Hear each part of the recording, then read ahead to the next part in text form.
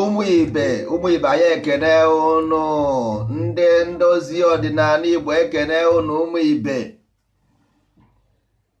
anyị ekene ụnụ. Anyị si ka udo dịrị n'ụbọchị nke taata ebe ọ bụla ụlọ bụ ndị ndozi ọdịnala na-ekwe na oyoyo. ụmụ ibe nwere obi aṅụrị, nwebe na obi aṅụrị. A sị m ụnụ nwewe obi aṅụrị n'ọnụ nwa bụ ndị aghọtara aghọta, maka na ndị mmadụ anaghị afụ ụzọ ha kpụrụ isi eke. Ndị ọbụla bụ ndị ndozi ọdịnala, every generation ọbụla nwere ya. Ọ dị bụ adị, ọ dịrị adị, ọ dị fụ, ọ ga na-adịrịrị. Every generation nwere ya. Go and do your own research. O nwere ihe a gwara ụnụ n'akwụkwọ ndị ụka. A kwuru about Egypt, a kwuru about Moses. Ndị Christianity kwuru about Jesus. Ndị Buddha kwuru about it. Islam kwuru about Muhammad. Every generation nwere ya. Kama n'ụnụ chekwa na ọ bụ ihe mere before, ọ naghị emezi ọzọ. Asị ka ọ bụ ezigbote asị. Every night anwụ arịa, every morning anwụ arịa, n'abalị orituo. Ụtụtụ ọ bụ na anwụ arịa, abalị orituo. Iweta your wristwatch or your clock, inene ya anyị ga-afụ na ọ na-agba round, always round, always round, always round. Mana ndị mmadụ aghọta ihe a na-akọ ebe a. Anyị na-ekene ori, na-ekene afọ, na-ekene nkwọ, na-ekene ndị mbụ, na-ekene ndị ọkpụ na ndị egede. Ụmụ ibe anyị si ka udo dịrị ha, dịrị ụnụ, onye ọbụla bụ onye ndozi ọdịnala Igbo. Anyị na-ewetara ụnụ ozi ọma si na nke ndị ndozi ọdịnala wee bịa. Ụmụ ibe, ihe anyị bịara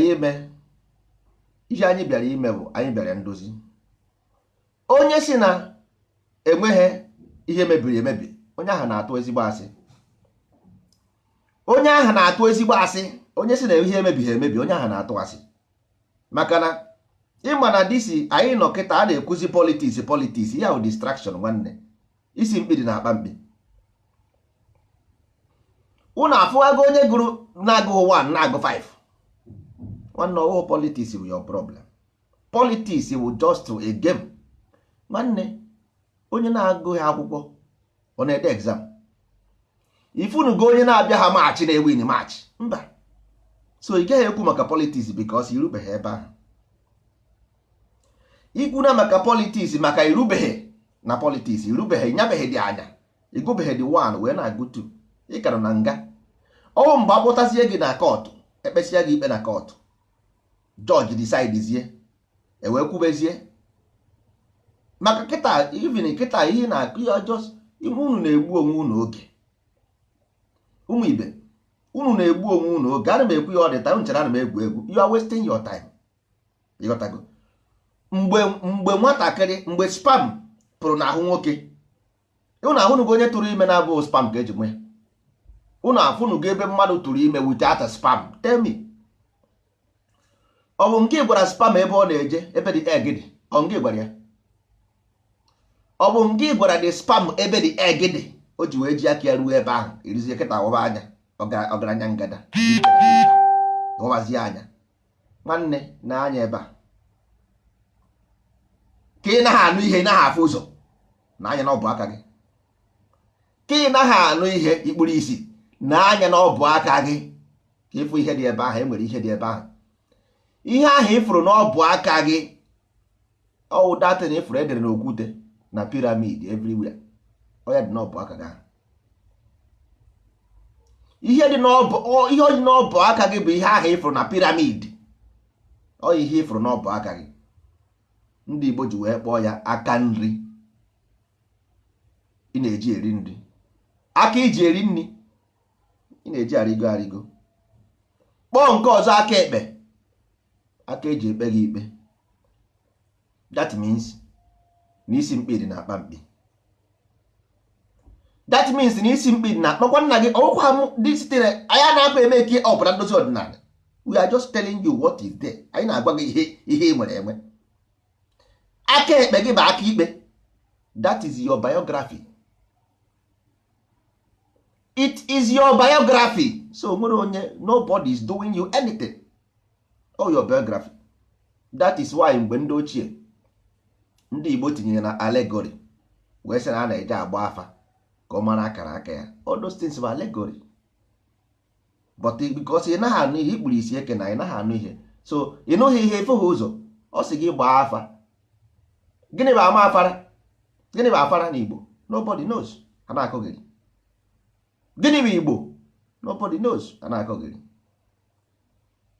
na-anya na ọ bụ aka gị nwanne ị na-anya na ọ bụ aka gị ị mara ihe dị ebe ahụ ị na-esi anya na ya ị bịa jụzie kedu ihe eji akpọ nke aka nri kedu ihe eji akpọ nke aka ekpe kedu ihe eji akpọ ya ụkwụ nri ọ sị gị soro ọbụ ụkwụ nna gị soro ọbụ ụkwụ nna gị follow the full step of your ancestors o nwere ofu a na-akpọ ofu ụkwụ nri na-akpọ ofu ụkwụ ekpe enwere ihe a na-akpọ ọbụ ụkwụ nwee ihe a na-akpọ mkpụrụ ụkwụ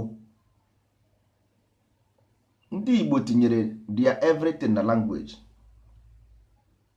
ọ bụrụ ije mụba Igbo bụ the problem if you like mụọ Igbo ruo echi you can never decode what is in the language unless you know na the system of it ọsọ gị mụsịa Igbo na-asụ Igbo as long as you know ha na the system ị gaghị aghọta ihe a na-akọ ọsọ ndị nọ na the system ga-aghọta ihe a na-akọ because mkpụrụ ụkwụ abụghị ahụ na-eche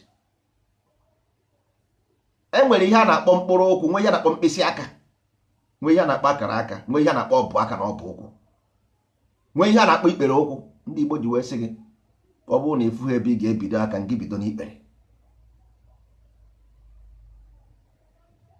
so ọ dịghị ka mgbe a na-eji ikpe ekpere ifunugo nwa ewu nne ehi efi na-achọ ịṅụ nne ya ara o gburu ikpere na-abụ n'ala wee ṅụba nne ya ara ịghọtago o gburu ikpere na-abụ ṅụba nne ya ara ehi mana ehi buru nnukwu ibu kedu ihe mere ndị mmadụ na-ekpe ekpere ha gbuo ikpere na-abụ n'ala so o nwere ihe eji akpọ ya ikpere na ọ bụghị jọs ikpere o nwere so ọ bụrụ na ị na-ekpe ekpere igbu ikpere na-abụ n'ala that means e nwere ihe eji akpọ ya ikpere ka ihe eji akpọ ya ikpe ekpere why ka ihe ikpere okwu na ikpe ekpere na-eme together kedu ihe iji that is ọkwụnụ ichi ịkwụrụ ọtọ ọwụ ikpere ka ị ga-eji akwụ ọtọ ikpere gị na-eme gị na ọ monument ikpere monument ịghọtago so ọwụ na ịfụ any monument n'ụwa ndị nwere monument na be ha bụ ndị ma ihe m na-akọ ndị nwere monument because ọwụ na ị mara this natural science ị gaghị enwe monument nwere ihe ma ị ga-emenwu ọ bụ master this natural science i wee mara ihe a na-akọ, then from there ibidozie development life and direct. So ọwụwụ because ndị Igbo na-akpọ isi awụrụ just head, because ọwụ na isi wụ head, ntutu isi nkọ. Gịnị wụ ntutu isi? Gịnị mere ndị Igbo ji atụ isi? Ma ndị Igbo na-atụ isi, ịma na ịtụ isi na ike isi awụrụ ofu. Enwere ihe a na-akpọ ike isi, nwe ihe a na-akpọ ịtụ isi, nwe ihe a na-akpọ ịkpa isi. Mana ndị mmadụ ga-eche na ike isi na ịtụ isi na ịkpa isi wụ ofu. Ọ bụghị ofu ihe. Ndị mmadụ na-ekwu ịkpụ isi, mana kwara amara na onye kpụrụ isi agụba, ma onye kpụrụ isi na onye kpụrụ isi, onye izi bland na onye kpụrụ isi wụkwa the same thing ka a na-ekwu maka ya. So without ịkpa isi there will be rasta. Ebe esi wee nweta rasta bụ ịkpa isi. O ji wee sị gị na ndị dere n'akwụkwọ sị gị na his head is woolly, ọ dị woolly. Ịgotago na ọ nwere rasta, a na-ekwu ịkpa isi ka a na-ekwu maka ya. Ịgotago. So all those things bụ ihe anyị nwa na onwe anyị bụ ụzọ wee mee, wee wepụta, wee gwa ndị mmadụ ihe bụ ntutu isi anyị ji wee kpaa ya akpa. Enwere ihe mere anyị ji wee chọkọta ntutu isi ahụ ọnụ. Enwere reason. Ọwa allegory, ntutu isi ahụ achịkọtara ọnụ kpachie ya akpachie wụ. O nwere reason for it. Anọkọta akpaba isi. Ọwa allegory ka ọ bụ, mana ndị mmadụ chere ịchọ mma. Ndị mmadụ chere mma ka a na-achọ. Gịnị wụ ntutu isi iji wee na-akpa ya akpa? Ndị Igbo na-asị mbọ aka gị, na mbọ aka gị aha anya, ine crescent moon anya, ifu na ọ dị nwere same shape. Mbọ aka gị na-eru eru, crescent moon na-eru eru. Crescent moon mean developing something that is waxing, ihe na-eto eto. Na mbọ aka gị anya na ọ na-eto eto, na the shape of mbọ aka anya, ifu na ọ dị ka crescent moon, growing moon. So ndị Igbo dobere nnukwu ihe n'asụsụ ha. Ọ bụghị otu ọsụ jee tụwa Igbo jee mepe skuul Igbo, nwanne ị na-ajụ deceiving yourself, because ị mara ya mmadụ agaghị eme ihe ọ na-amaghọ. Mmadụ agaghị eme ihe ọ na-amaghọ. Ịghọtago? So nọmba 1 godiwo, oziọma anyị abụghị maka everybody. Oziọma anyị abụghị maka everybody. Ndị anyị bịara bụ ndị agha dia prison gwugoro, ndị nga ha gwụrụ agwụ. Ịghọtago? Ọ bụrụ na ịsa abụsịa nga gị, enwere ihe a na-akpọ enye gị probation ka a mara ma ị ga-emekwe the same ihe i mere before ị gaa na nga. Imekwe ya ọzọ, ị go back to prison. Ọwụzie na-enye gị probation ahụ, 1 year probation ahụ, because every government n'ụwa bụ ndị ma ihe a na-akọ na nature, ha eme replicate to the government. That is why Western world is moving well. That is why China is moving well. That is why all Arab country na-aga ọfụma, because ndị mere establish the country ghọtara ihe m na-akọ. Ọwụ na ịghọtara destiny, you can never establish any reasonable institution. I'm telling you the fact, because nature nwere principle. Ị nweghị ike ịganwu against the principle. Ịghọtago? Ị gaghị aganwu ya. If you go against the principle, you'll be crushed. Ị ga against the principle, nwanna crush ya ga-crush ya. Simple, period. Ịghọtago? E nwere ihe mere ndị Igbo ji eyi isi agụ, mana unu ga-afụ ya n'ime nta na akara ndozi ọdịnala. Ndị Igbo ji eyi isi agụ, na anya ka njọs gbarụ na maka ịhụrụ agụ na ọdụm, ọwụ di na nwunye ka a na-ekwu maka ya. Ụmụ ibe, agụ bụ the female of agụ, then male of agụ ọdụm. So enwere ihe anyị ji eyi isi agụ, anyị anaghị eyi isi ọdụm, because ọdụm bụ nke gbara ajị n'ihu. So ihe anyị na-eyiwe isi agụ, o nwere ihe anyị ji eyi isi agụ. That's why ị ga na Igbo ị ga-afụ ezi agụ, agụ nka. Anyị anaghị asị isi ọdụm. Ọdụ gị bụ ọdụ ya, kwa ịma ọdụ ya, ọdụ ya ịmara ọdụ dị denja. Ịghọtago? Ịwụ na nkịta wee iwe ọkpachi, o were ọdụ ya kpachi otele ya, obi aṅụrị na-akpa ya, ọ na-eme ọdụ ya ụna. So enwere ihe mere anyị ji eyi isi agụ, anyị anọkọta na-eyiye. Enwere something connected to the natural law anyị ji eyiye. Ịghọtara? So ọbụghị asụsụ Igbo karịrị mmadụ. Ọbụghị ihe a na-asị ha nwanne sụrụ ụmụ gị Igbo, nwanne sụrụ. Ọ dị mma, ọ dịkwa mma. Onweghị onye si ya sụrụ na mmadụ Igbo, it's very good. Mana ọ dịkwa mma ka ndị be anyị ndị topụtere etopụte bụrụ okorobịa, because mana mgbe mbụ ọ na-eme, anyị nwere laws, anyị nwere levels of development. Enwere ebe ọ ga-eme iruo ị ga-amarịrị mmọnwụ. ịghọtago otu esi eme ịga na western world. Ọ bụrụ na ijeghe skuulu ndị ka bịa kpụrụ gị, ọ bụrụ na ịma ha mmọnwụ, mbọsị a ga-enwere ekwe a na-eme akụọ asị okorobịa apụtakwa n'iro, ọ dozie ekwe ahụ, infọmeshọn ahụ bụ na mmọnwụ ka ya agwa gị ya, ebe ị mara mmọnwụ ka ya agwa gị ya. So mbọsị akụọ ekwe ahụ, ọ bụrụ na ịmapụta achị okooko, ama na iwe ogbodiri, ịghọtago, ama na iwe ogbodiri, ama na onye ahụ ogbodiri, bikos ekwe ahụ akụrụ bụ na ndị niile mara mmọnwụ apụtakwa n'iro that day, ka a mara ndị na-ama ha mmọnwụ, ka a mara ndị ogbodiri. Inwe ahụ apụta iro, ama na iwe ogbodiri. E nwere nke ọzọ a na-akụkwa ma ọ bụrụ na ndị iro, ọ bụrụ na suspect na enwere onye iro nọ na this environment, akụọ dị ekwe, enweghị onye ga-apụta iro. Onye ọbụla afụrụ n'iro mgbe aha, ama na onye ahụ onye iro. So ndị Igbo setịrị a pure institution ndị mmadụ enweghị ike defeat m. Olesi me because ọwụ ịbacha dozu kọtụ aha na-ekwu okwu, onye ebe ahụ ka ị ga-aghọta, because ọwụ na-ejekwuo n'iro ndị iro amara, onye ebe ahụ ka a ga-agwa gị na sosode na-ekwe ihe emere, so that spy onwe anyị nwa wepụtara spy, because ihe ahụ spy ka m na-agwa ụnụ, ihe ahụ spy information. Ọ bụ anyị nwa bidoro spy before ndị FBI na CIA ihe amụrụzie mezie ya in advanced level banyezie. Mgbe ndị ochie anyị nwere ka anyị si eme ya, ndị enweghị ike ipenetrate m Igbo land. Jee jụọ as British, gaa jụọ ndị Britico to penetrate that the hardest place for them to penetrate n'ụwa, and the social only thing ha ji wee bata nwe ya bụ na ụdị mpụ na aghụghọ anyị na-eme today. Enwere ndị ji emebe mpụ na aghụghọ, enwere ndị mebere mpụ, and ihe a bụ ihe a gwara ha don't do. Ekwuru ya emekwana ya, don't do it, because ị gaa na mmọnwụ, ịma mmọnwụ, because ịma mmụọ is to marry with the natural law.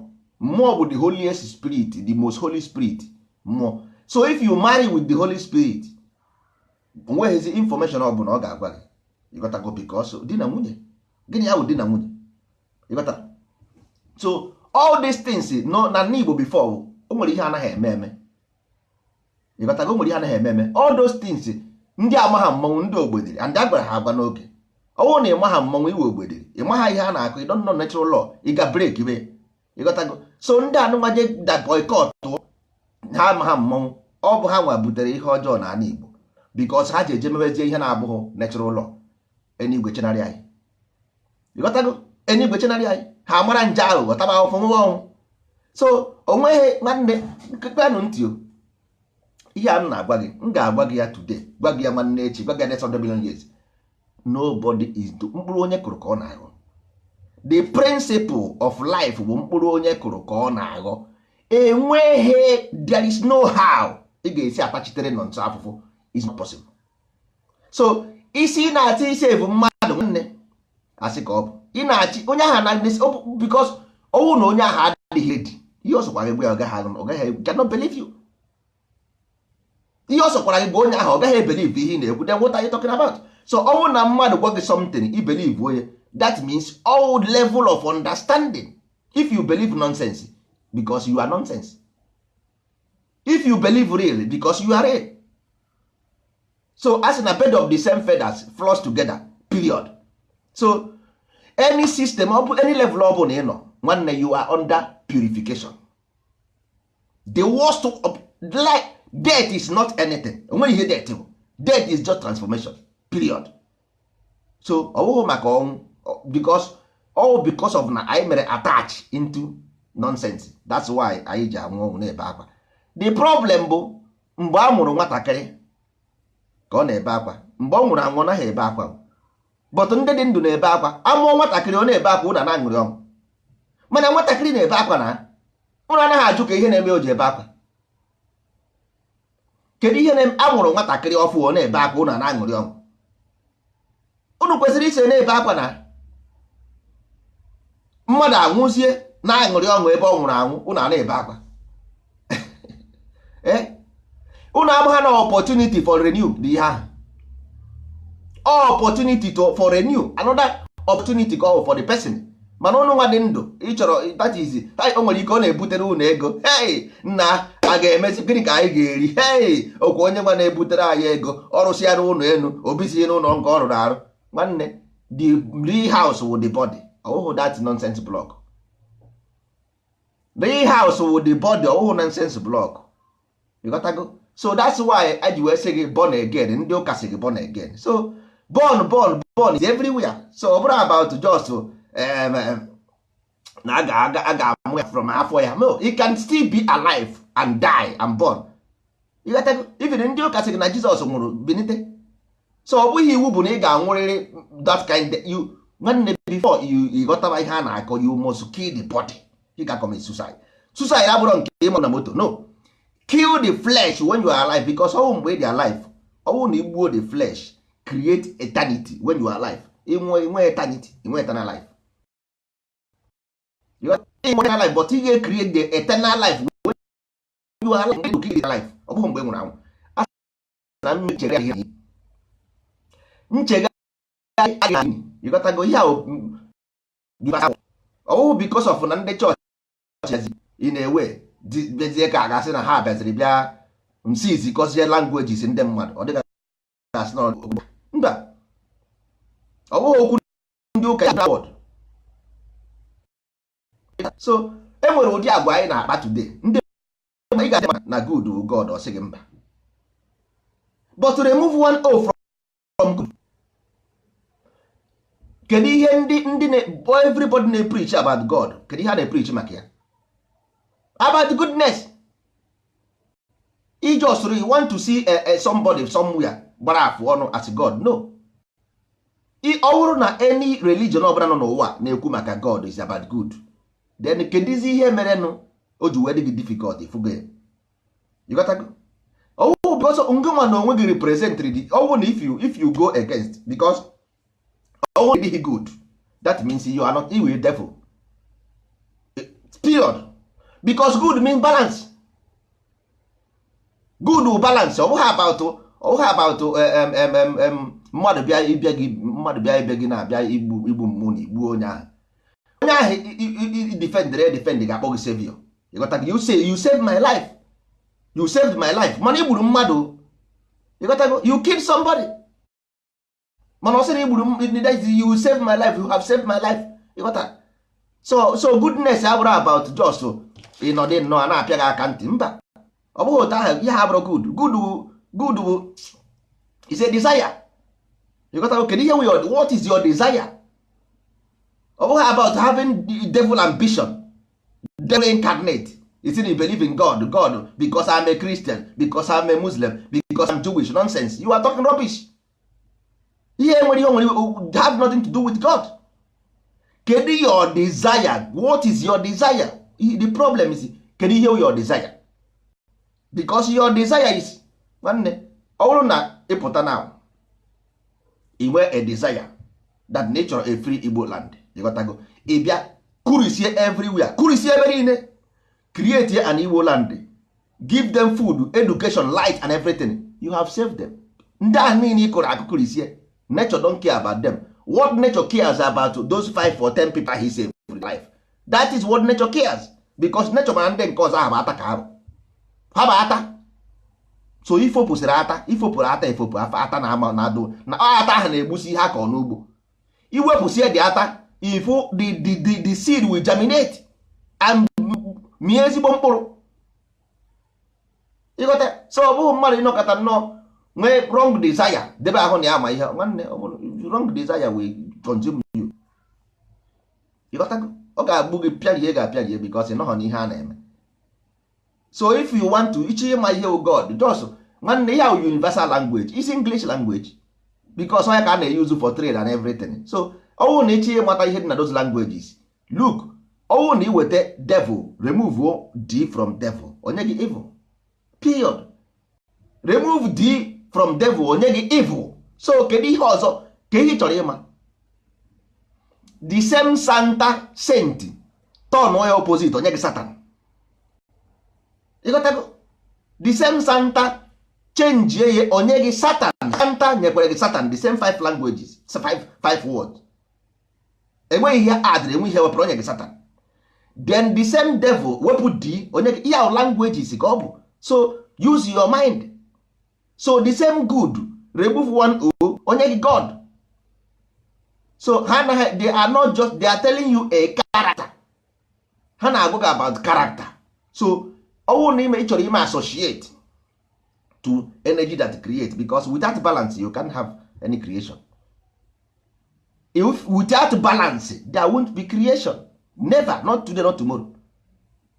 So the only way a ga-esi enwe creation or balance. Kedu ihe mere? Just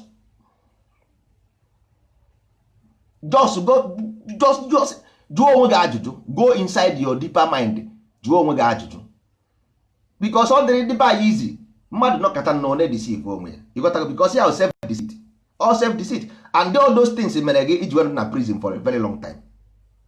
All those your bad attitude mere gị iji were na prison. You got to, don't use use an advantage of, because some people na use advantage na Nigeria adịghị mma, Nigeria adịghị mma. Nwanne, why eji wee mụọ gị na Nigeria? Why na-eji wee mụọ gị na Nigeria? Akara ịmụ gị na Ghana na ama amụọ gị na onweghị ndị amụrụ na America, enweghị ndị amụrụ na England. Why eji mụọ gị na Nigeria? Why? That is destiny. Because ọnwụ na ọwụhụ destiny, why amụghị gị na America? Aka amụ gị na America. Yes, so it's not fortunate. Ọ bụrụ unfortunate, it's not unfortunate. Ọwụhụ unfortunate na amụrụ gị na Ghana, ma amụrụ gị na Spain, ma amụrụ gị na England, ma ọ bụrụ unfortunate. That is destiny, because mkpụrụ onye kụrụ ka ọ na-aghọ. So amụrụ gị na Nigeria nwee tyranny government, that means there is a reason for it. There is nothing happen by mistake. Na nwa bekee si na Europe bịa Africa bịa mee conquered, nwanne, you don't need, ọ bụghị ebe ị kwesịrị na-akọ akụkọ. Because if you believe in God, just let me tell you, if you believe in God, enwere mgbe ị ga-ebelieve na nwa bekee will come from England bịa na ala Igbo ebe ị nwere believe in God, bịa die kụsasị everything, nwere ihe gị. Where is your God? You got to, that means there is something wrong somewhere. You got to. So now ihe ị ga-emezi bụ get the solution to these things. All solution ka na agba gị ha, because nwanne ọ nga nyụrụ ahụrụ na-esini, and if we continue like this, enwere ike nwa bekee adịghị right enough, they will send China. God will send China to come. Na if we still continue, o nwere ike send the worst one than China, because China nwere ike the worst than ndị Europe, who knows. You got that? Na China adịghị high enough for send this, because otu anyị si eme, according to otu anyị si eme today, ọ dịghị m ka our prison will increase, because our prison ga-eme increase, because anyị anaghị eme ka ndị 500 years time, anyị anaghị eme ka ndị 500 years. Enwere ike sef na ọwụ maka ndozi ọdịnala na anyị nwa na ndị dị ka anyị African land will be taken away by the serious. Nwere ike ọ bụrụ ndị ojii, nwere ike ọ bụrụ ndị ọcha, color does not matter. Ịghọtago? Anybody can, because ndị nọ na ya today ha regard the land for anything, because ha si na ha si foreigners wee bịa anyway. Ịghọtara? So ha regard here, and because ịma na sometimes ndị mmadụ anaghị aghọta ihe na-eme. Na otu afa m bụ nọ nso na na m change afa m to another name, rejection ka the land mere ma ha aghọtakwa. The land rejected you, the land convinced gị n'ime, because the land don't want you. That is why ị ga-eji afọ onye Igbo sị na ya bụ onye Delta. You got to go. So the land rejected the person, or the common. This is not normal. Onye isi na-arụ ọrụ mana ihe adịghị normal. So ma ị bụ onye Igbo ma ị bụghị onye Igbo, why ji sị na ị bụ onye Igbo? You got to go. So it does not make any sense. That means there is something wrong with you. Onye Igbo sị na ya bụ onye Israel, there is something wrong with you. The land rejected you, because ọ dịghị normal. It's not normal. Na ị bụrụ onye Igbo, nothing will happen to you. Ị ga-awụkwa onye Igbo, anything ọbụla chọrọ n'ụwa, you can still have them without changing your identity. You got to go. So onye Delta si na ya bụzi onye Delta, ya bụghị onye Igbo, o nwere ihe ọ adịrị na ndụ ya, o nwere ihe o mere datin ọ si ya bụzi onye Igbo, ya wee Delta, ọ bụ m onye Ụkwalị, abụ m onye Ogoni. Enwere ihe datin adịrị na ndụ ya? No. Onye Igbo si ya bụzi onye Israel, o nwere ihe adịrị na ndụ gị? No. So onye Igbo si ya wụzi onye Christian enwe ihe a adịrị na ndụ gị? No. Iwuzi onye Igbo, iwuzi onye Israel, iwuzi onye ewuzi m Christian. Yes, enwere ihe ya adịrị na ndụ gị? No. So ihe a will rejection by the land they reject, because land with spirit is a soul. That is why if you plant seed there o grow. Were mkpụrụ ọka tinye naanị ahụ ị nọ ị na-azụ ụkwụ, tinye mkpụrụ ọka ebe ahụ, gbaa ya mmiri opuo. That is soul. Itinye seed ebe ahụ opuo, that's to show you that this is a spirit, because ọ bụrụ na ọ bụghị ọ gaghị epu. That means there is a force here. That means there is a force here, a living entity here. So before Abraham, Jesus was. So ndị nwa na onwe gị ị na-atụ plan, a sị na man propose, God dispose. Ka ị na-eme plan gị ka the owner of the land na-emekwa his own plan. Ịghọtago? Ị na-asị ka ị ghọwuo the owner of the land, mana owner of the land na-ene gị, ọ na-ene gị presently 24 hours watching you, but you don't know. Ọ na otu a na-ene gị si ihe nkịta fụrụ na-agba ụja na ịgbafụ gị esinsi na-ene esi. Ịghọtara? So ị na-agbakwu na Christian ka ije deceive the land. Nwanne, otu a ka o si ene gị. Dị bife mara ihe na-eme na ị na-Abuja, ị gaghị abatazi. Ị nazi Abuja ma ọ Lagos, isi na ndị Igbo na-eme poison, na-enye ntị nga village ha egbuo m, ị gaghị abatazi. Ị mụọ ụmụ gị na Lagos, from that place amaghị echiene. Do you see how the land chase you away? But ị gaghị ama because ị nweghị anya, you don't see. Ị ghọtara? Ị gaa America, ị gaghị anatazi. Ị mụọ ụmụ gị na America, ajụọ gị ise na ndị village unu na-akọ nsị. That's all. Ụlọ ị rụrụ ebe ahụ epuo ahịhịa, amaghị echie. Period. The land rejected you. Nna chụrụ gị ọsọ. Ndị Igbo si na ụkọ nyụọ ahụrụ a na-achụ ya ọsọ. But ndị be anyị anaghị eche otu a. Ọ na I will not go to Nigeria again. Ndị Igbo ọsị ya agaghị otu na omegbudo mmadụ. Ọkwa ọ na-egwu ọrịcha prado, ọ ga-asị onye ka ị na-emegide? Ị gaghị agazi Nigeria again. Nwanne, kedu onye imegidere? People ndị ọzọ ga-ewere anị gị. You got to take everything you have. Kedu onye imegidere? Nobody. Onwe gị ka imegidere, because you rejected who you are. So kedu onye ọ na-ewute? Ọnwụ gị nwa. O nwere mgbe ọ ga-eme oruo agụbara gị agadi nwoke onye isi nkwọcha, agadi nwoke onye isi nkwọcha were ọgụ gị, onye isi nkwọcha were mma gị, onye isi nkwọcha laba alaba, onye isi nkwọcha okongwu, onye isi nkwọcha. Mgbe agụrụ gị agadi nwoke onye isi nkwọcha, mgbe aha ka ị ga-eji akata aka n'eze. Nwere ike ọ dịgo isi mgbe ahụ ọ dịgo late. Ịghọtago? Ịchọwazi ụdọ ị ga-akwụ that time. Ịghọtara? So now otu a kịta ihe a na-agwa gị ebe a na nwanne, ihe niile unu fụrụ na Bible ma na Koran, nwanne, this thing bụ allegory. Because ikwere na Moses kpọrọ ndị Israel gaa, unu na-ekwe sị na I will not go back to Israel or Egypt, I will not go back to Egypt. Ọkwa ihe unu na-ekwu? So unu believe na Moses ga-kpọrọ ndị Israel pụọ, mana ndozi ọdịnala enweghị ike ịkpọtanwu ndị Igbo wepụ. Mana i believe na Jesus came to save the people, sacrifice his own body, mana ndozi ọdịnala enweghị ike ime nwunye. Mana one man from Jerusalem can do that. Na-agwụ na something is wrong with your mind mentality. Same na asị. Man, you believe this thing in a book, but you cannot believe it happening to you. But to a book, you can say it, you believe. But to somebody now go in life and direct that not the problem you facing, even give you instances from the same belief you have. Negi instances with the same belief you have.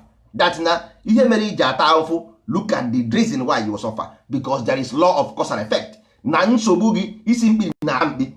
Do this way, you will be free. Isi mba. Mana egosi ya na Koran, ego na Torah. Egosi ya Torah, ego na Bible. Egosi ya ije ozuru gị, ije chọọ dibịa ya gbara gị agba. Nke ahụ ezuru gị, ịchọ ya eloro gị chi. Olosiere gị chi, ọrọrọ gị agwụ. Mana ihe na-ebe nọ n'ebe, ọ naghị ebe. Ihe na-ebe nụ, ọ ka na-ebe ka ọ naghị ebezi. Ọ ihe a na-ajụ. Ka Okeke jesiri amị, kedu buutu ya? Ka Okeke jesiri nwanne dibịa wụ an allegory. Ihe niile aha ndị Igbo na-atụ inu, ndị Igbo na-efu ifo. gịnị bụ ifo ịjụọ ha na ọ ga-asị na ọhịa na-akọrọ ụmụazị mgbe na-anya ifo abụrụ ihe na-akọrọ ụmụazị. Ndị Igbo na-enwe ihe ọbụla 2 or more. So ifo na ifo ịghọtago, ifo pụta ihe na-eche ifo ofufu ịghọtara. So now at the same time ị na-efe ifo ahụ, ị na-akọrọ ụmụazị akụkọ, ị na-eprogram their mind, at the same time okenye na-amụrụ ihe. The same time ị na-akọrọ ụmụazị akụkọ ka okenye na-amụrụ ihe. So ifo abụrụ akụkọ ụmụazị, ifo wee general word for everybody. Ndị Igbo na-asị ọsa, kedu ihe mere ọsa ji wee were nna edebe n'elu mgbe ụganị dara n'obodo ụmụ anụmanụ? Gịnị wụ ụganị? Gịnị wụ ụganị daa n'obodo ụmụ anụmanụ ọsa were nna edebe n'elu?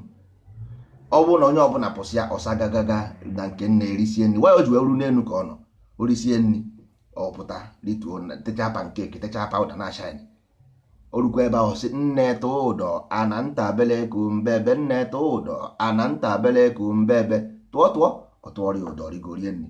Mbe tika osi kọna wee, mbe achọghị ime ihe ọsa mere wee pụọ ndụ. Mbe si n'azụ ụlọ ka o jeje atị ya ka ọsa uti long way n'azụ ụlọ, oruo die nne anta bele ku mbebe, atụọrọ mbe ụdọ. Mbe ama ha na ọsa nọ na-ene, oruo na ha afọ ọsa si nne ya gbubie ụdọ n'ọwụ mbe egbubiri ụdọ, mbe daa tirisi okpokoro ya, ọwụ ka bụrụ ilu. Nwanne ka ụnụ fụrụ ya bụ ifo, mana akụkọ akara aka, maka na enwere ihe mere o ji wee wuru n'elu ka dị nne ọsa nọ, nwee ihe mere o ji wee wuru eriri ụdọ ka eji arịgo ebe ahụ, nwere ihe mere ụganị ji wee na-akụ maka ụganị. That means ọ bụrụ akụkọ iberibe. Ịghọtago? Ịtụ ilu, kedu ihe mere ndị ji wee gụrụ egwu ụka ji wee gụọ okwu nna m abụghị ilu, biko ọ bụ ilu? That means Bible bụ ilu. N'ime Bible ahụ ihe ifuru ebe ahụ bụ ifo, ilu, agwụgwa, ịkpọ ọga na ịbụ abụ. Ihe ifuru na Bible ahụ ọ dị die. Ọ sị gị all things are allegory, proverb dị there.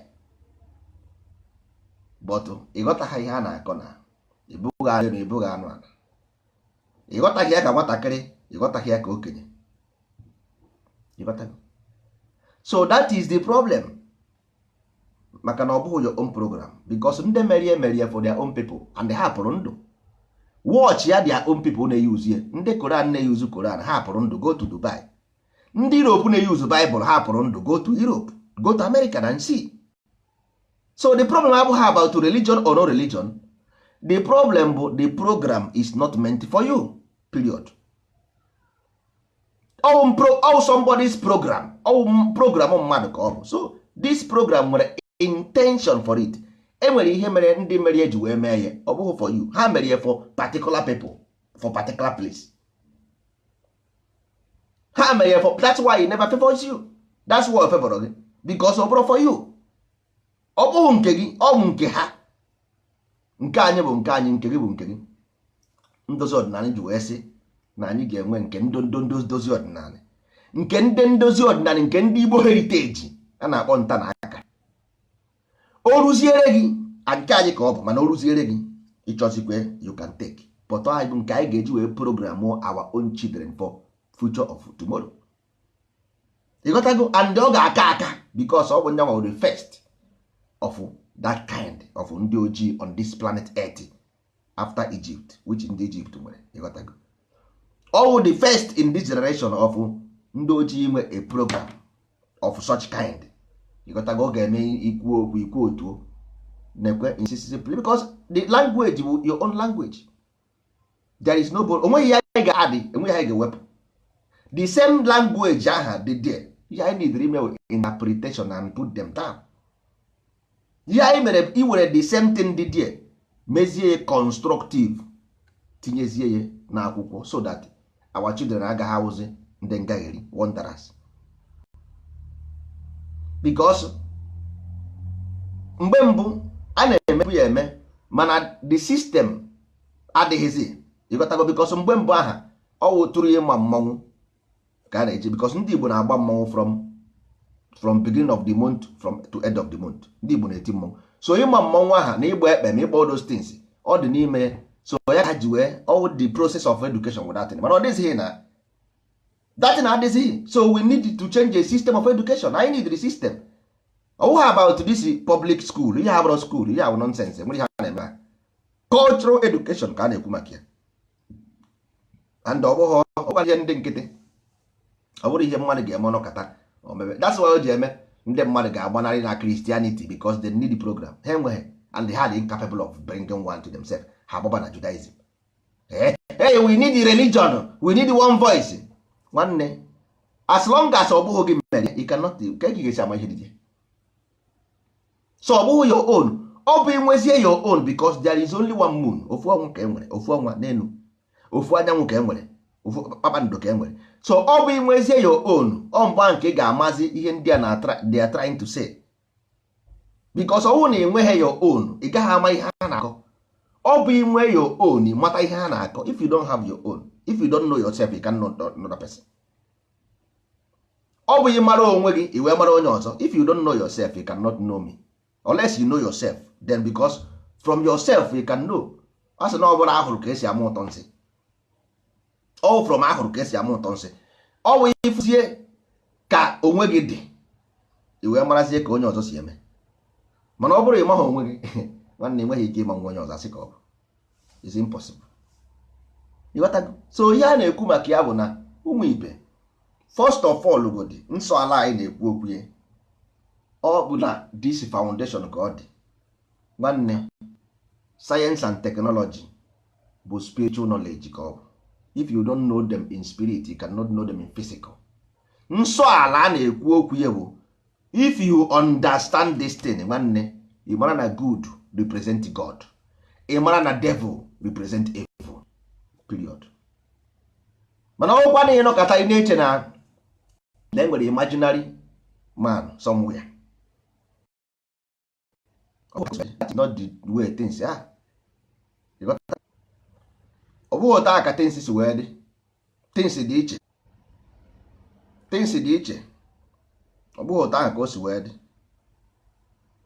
Ọ bụrụ na ụghọta ka ụwa si aga, ụwa adịrịghị izi. Ụwa esighị ike, mana ụwa siri ike maka ndị ọjọọ. Onye ọjọọ ọbụla ga-ata ezigbo ahụhụ because ọ dị against the principle of life. Because ọ bụghị about conquering. Conquest abụghị about evil. Conquest is not. Conquest abụrụ evil. Ịghọtago?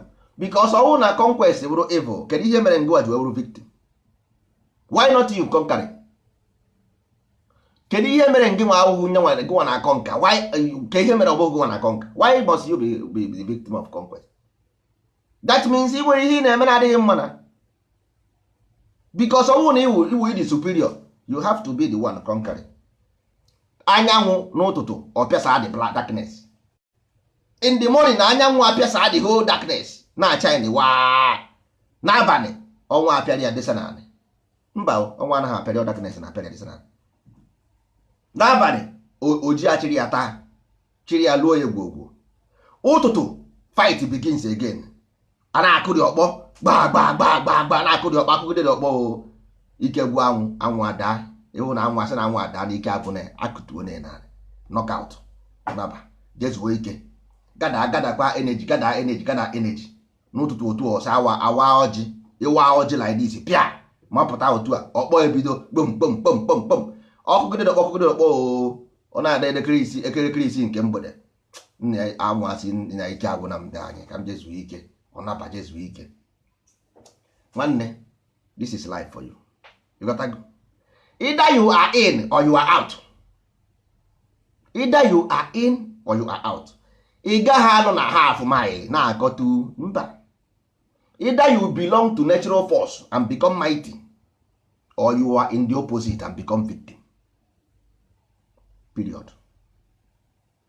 Hey, how Illuminati, how occult, how nka, but they are leading you. They are your masters. How come you are son of God? ndị ajọ mmụọ na-edu gị. Kedu onye setịrị system of politics in this life? Who set the system of education you use? Kedu onye setịrị monetary policy on earth? Monetary policy unu na-use today, not ancient, because ancient we have. This present monetary fund, who owns it?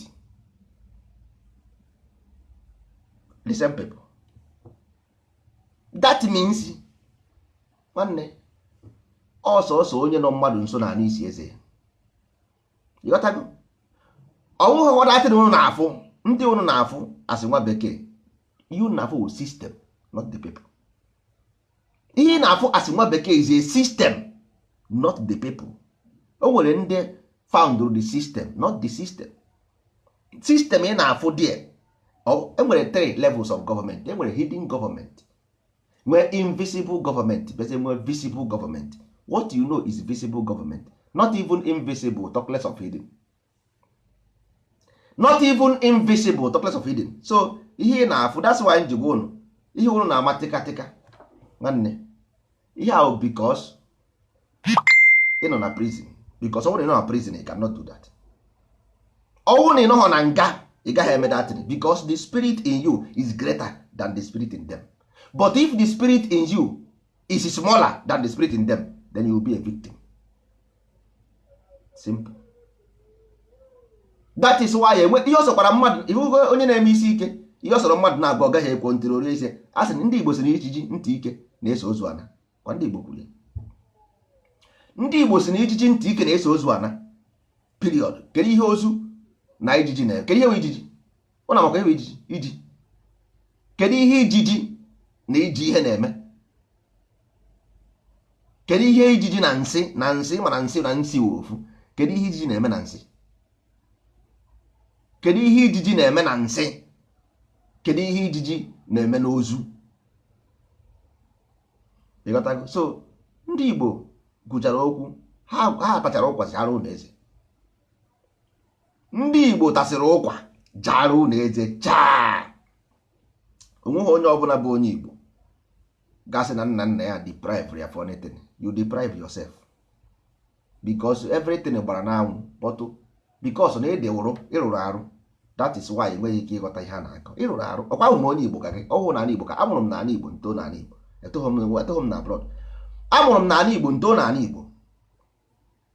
Amụrụ m n'ezinụlọ ndị amaala. Ịghọtago? Nje seminary school. So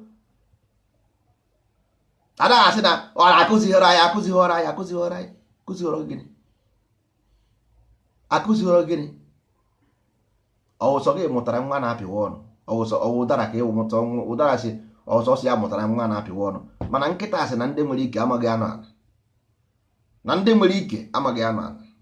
O nwere ndị abụghị ndị Igbo na-ayọ ka ha bụrụ ndị Igbo ka ha nwee ike ịma, because ị gaa na western world, enwere ihe a na-akpọ stela no English. Ịghọtago? Ngwara ụnụ before na mbido ihe ụnụ na-akpọ arụsị. Ịghọta? Ọdatin tablet, stone tablet eji ede ihe ebe edere information. Ọ bụ ihe ahụ na-afụ ka arụsị ahụ ebe edere information. That's why eji wee fụ ya na Western Museum, because ọwụ na ma sometimes anaghị amara like ikwu oke okwu, because amaghị m ka esi ekwu oke okwu. Ịghọta? Okwu na-ekwu too much na-ekwu mbịa na Facebook. Apart from Facebook, I don't talk like that. I don't talk anymore. So ọ bụrụ na enweghị information dị na data osisi ahụ, nwa bekee a ga-etinye na museum. Just were that in as fundamental thinking. Ọ bụrụ na enweghị information dị na that arụsị, onweghị ọ ga na-eme na museum. Ka ihe museum at first place? Gịnị bụ museum? Gịnị bụ museum? So that museum bụ ebe a na-edo monument. So all monument, that is a monument. That all na arụsị dị na museum is a monument. So because na ịmara ihe ọ bụ, ọ sị arụ kwụsị, arụ emere nka, nwanne kọrọ na akwụkwọ nọnsensị apụ ebe a.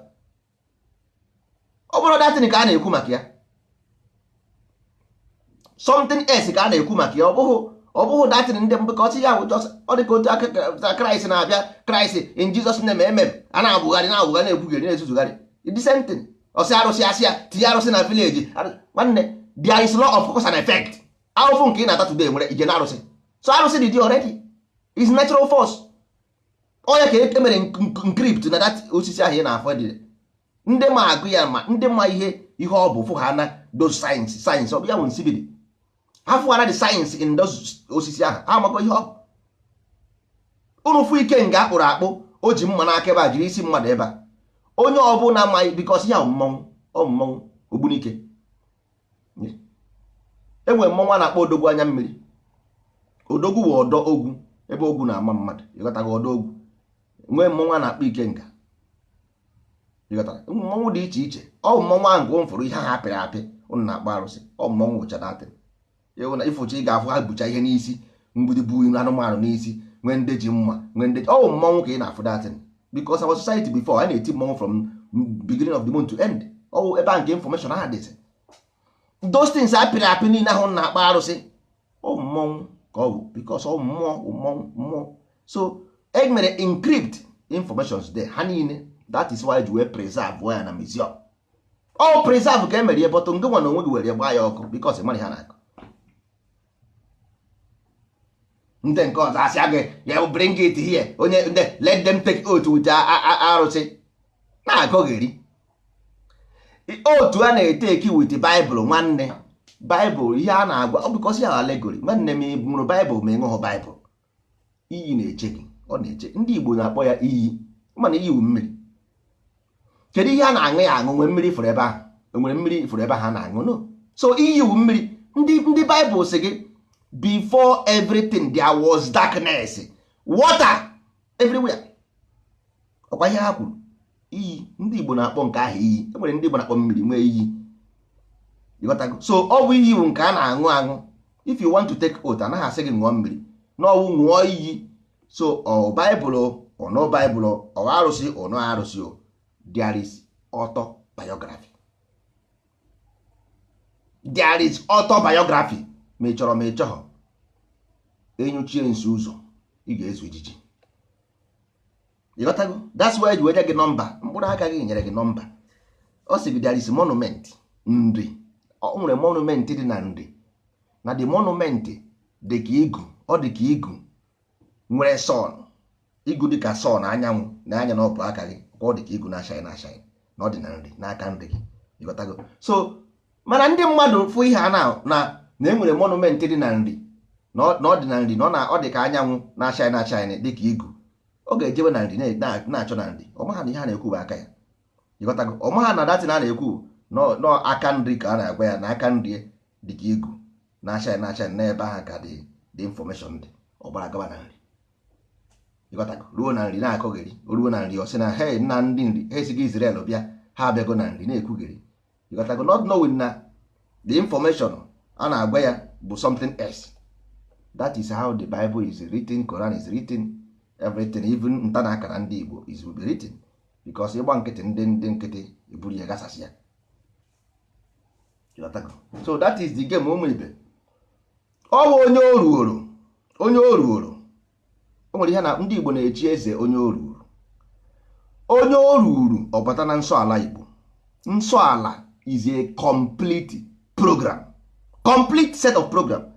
Ịghọtago? Mgbe ọbụla anyị bupụta ya ọsọ ndị kwere n'ihe otu kwuru ga-eji ya ọ bụghị nke onye ọbụla. Ịghọtago? Always onwe an outsider cannot have it. Onye ọbụla bụ onye ntu anyị nyere ya mmadụ anya wepụ ya from otu anyị. Ịghọtago? Onye ọbụla bụ onye nsọ ala were akwụkwọ nta na akara ndị ndozi ọdịnala nke ndị nsọ ala anya ya onye abụghị onye otu anyị kpeme ya abandon. Because ihe anụnwa bụ something for us. Ịghọtago? Anyị nwawo ndị nsọ ala Igbo n'idiri ya. Ị chọghị iwe onye nsọ ala ka ihe iji akwụkwọ ndị nsọ ala eme. Kedu ihe iji eme?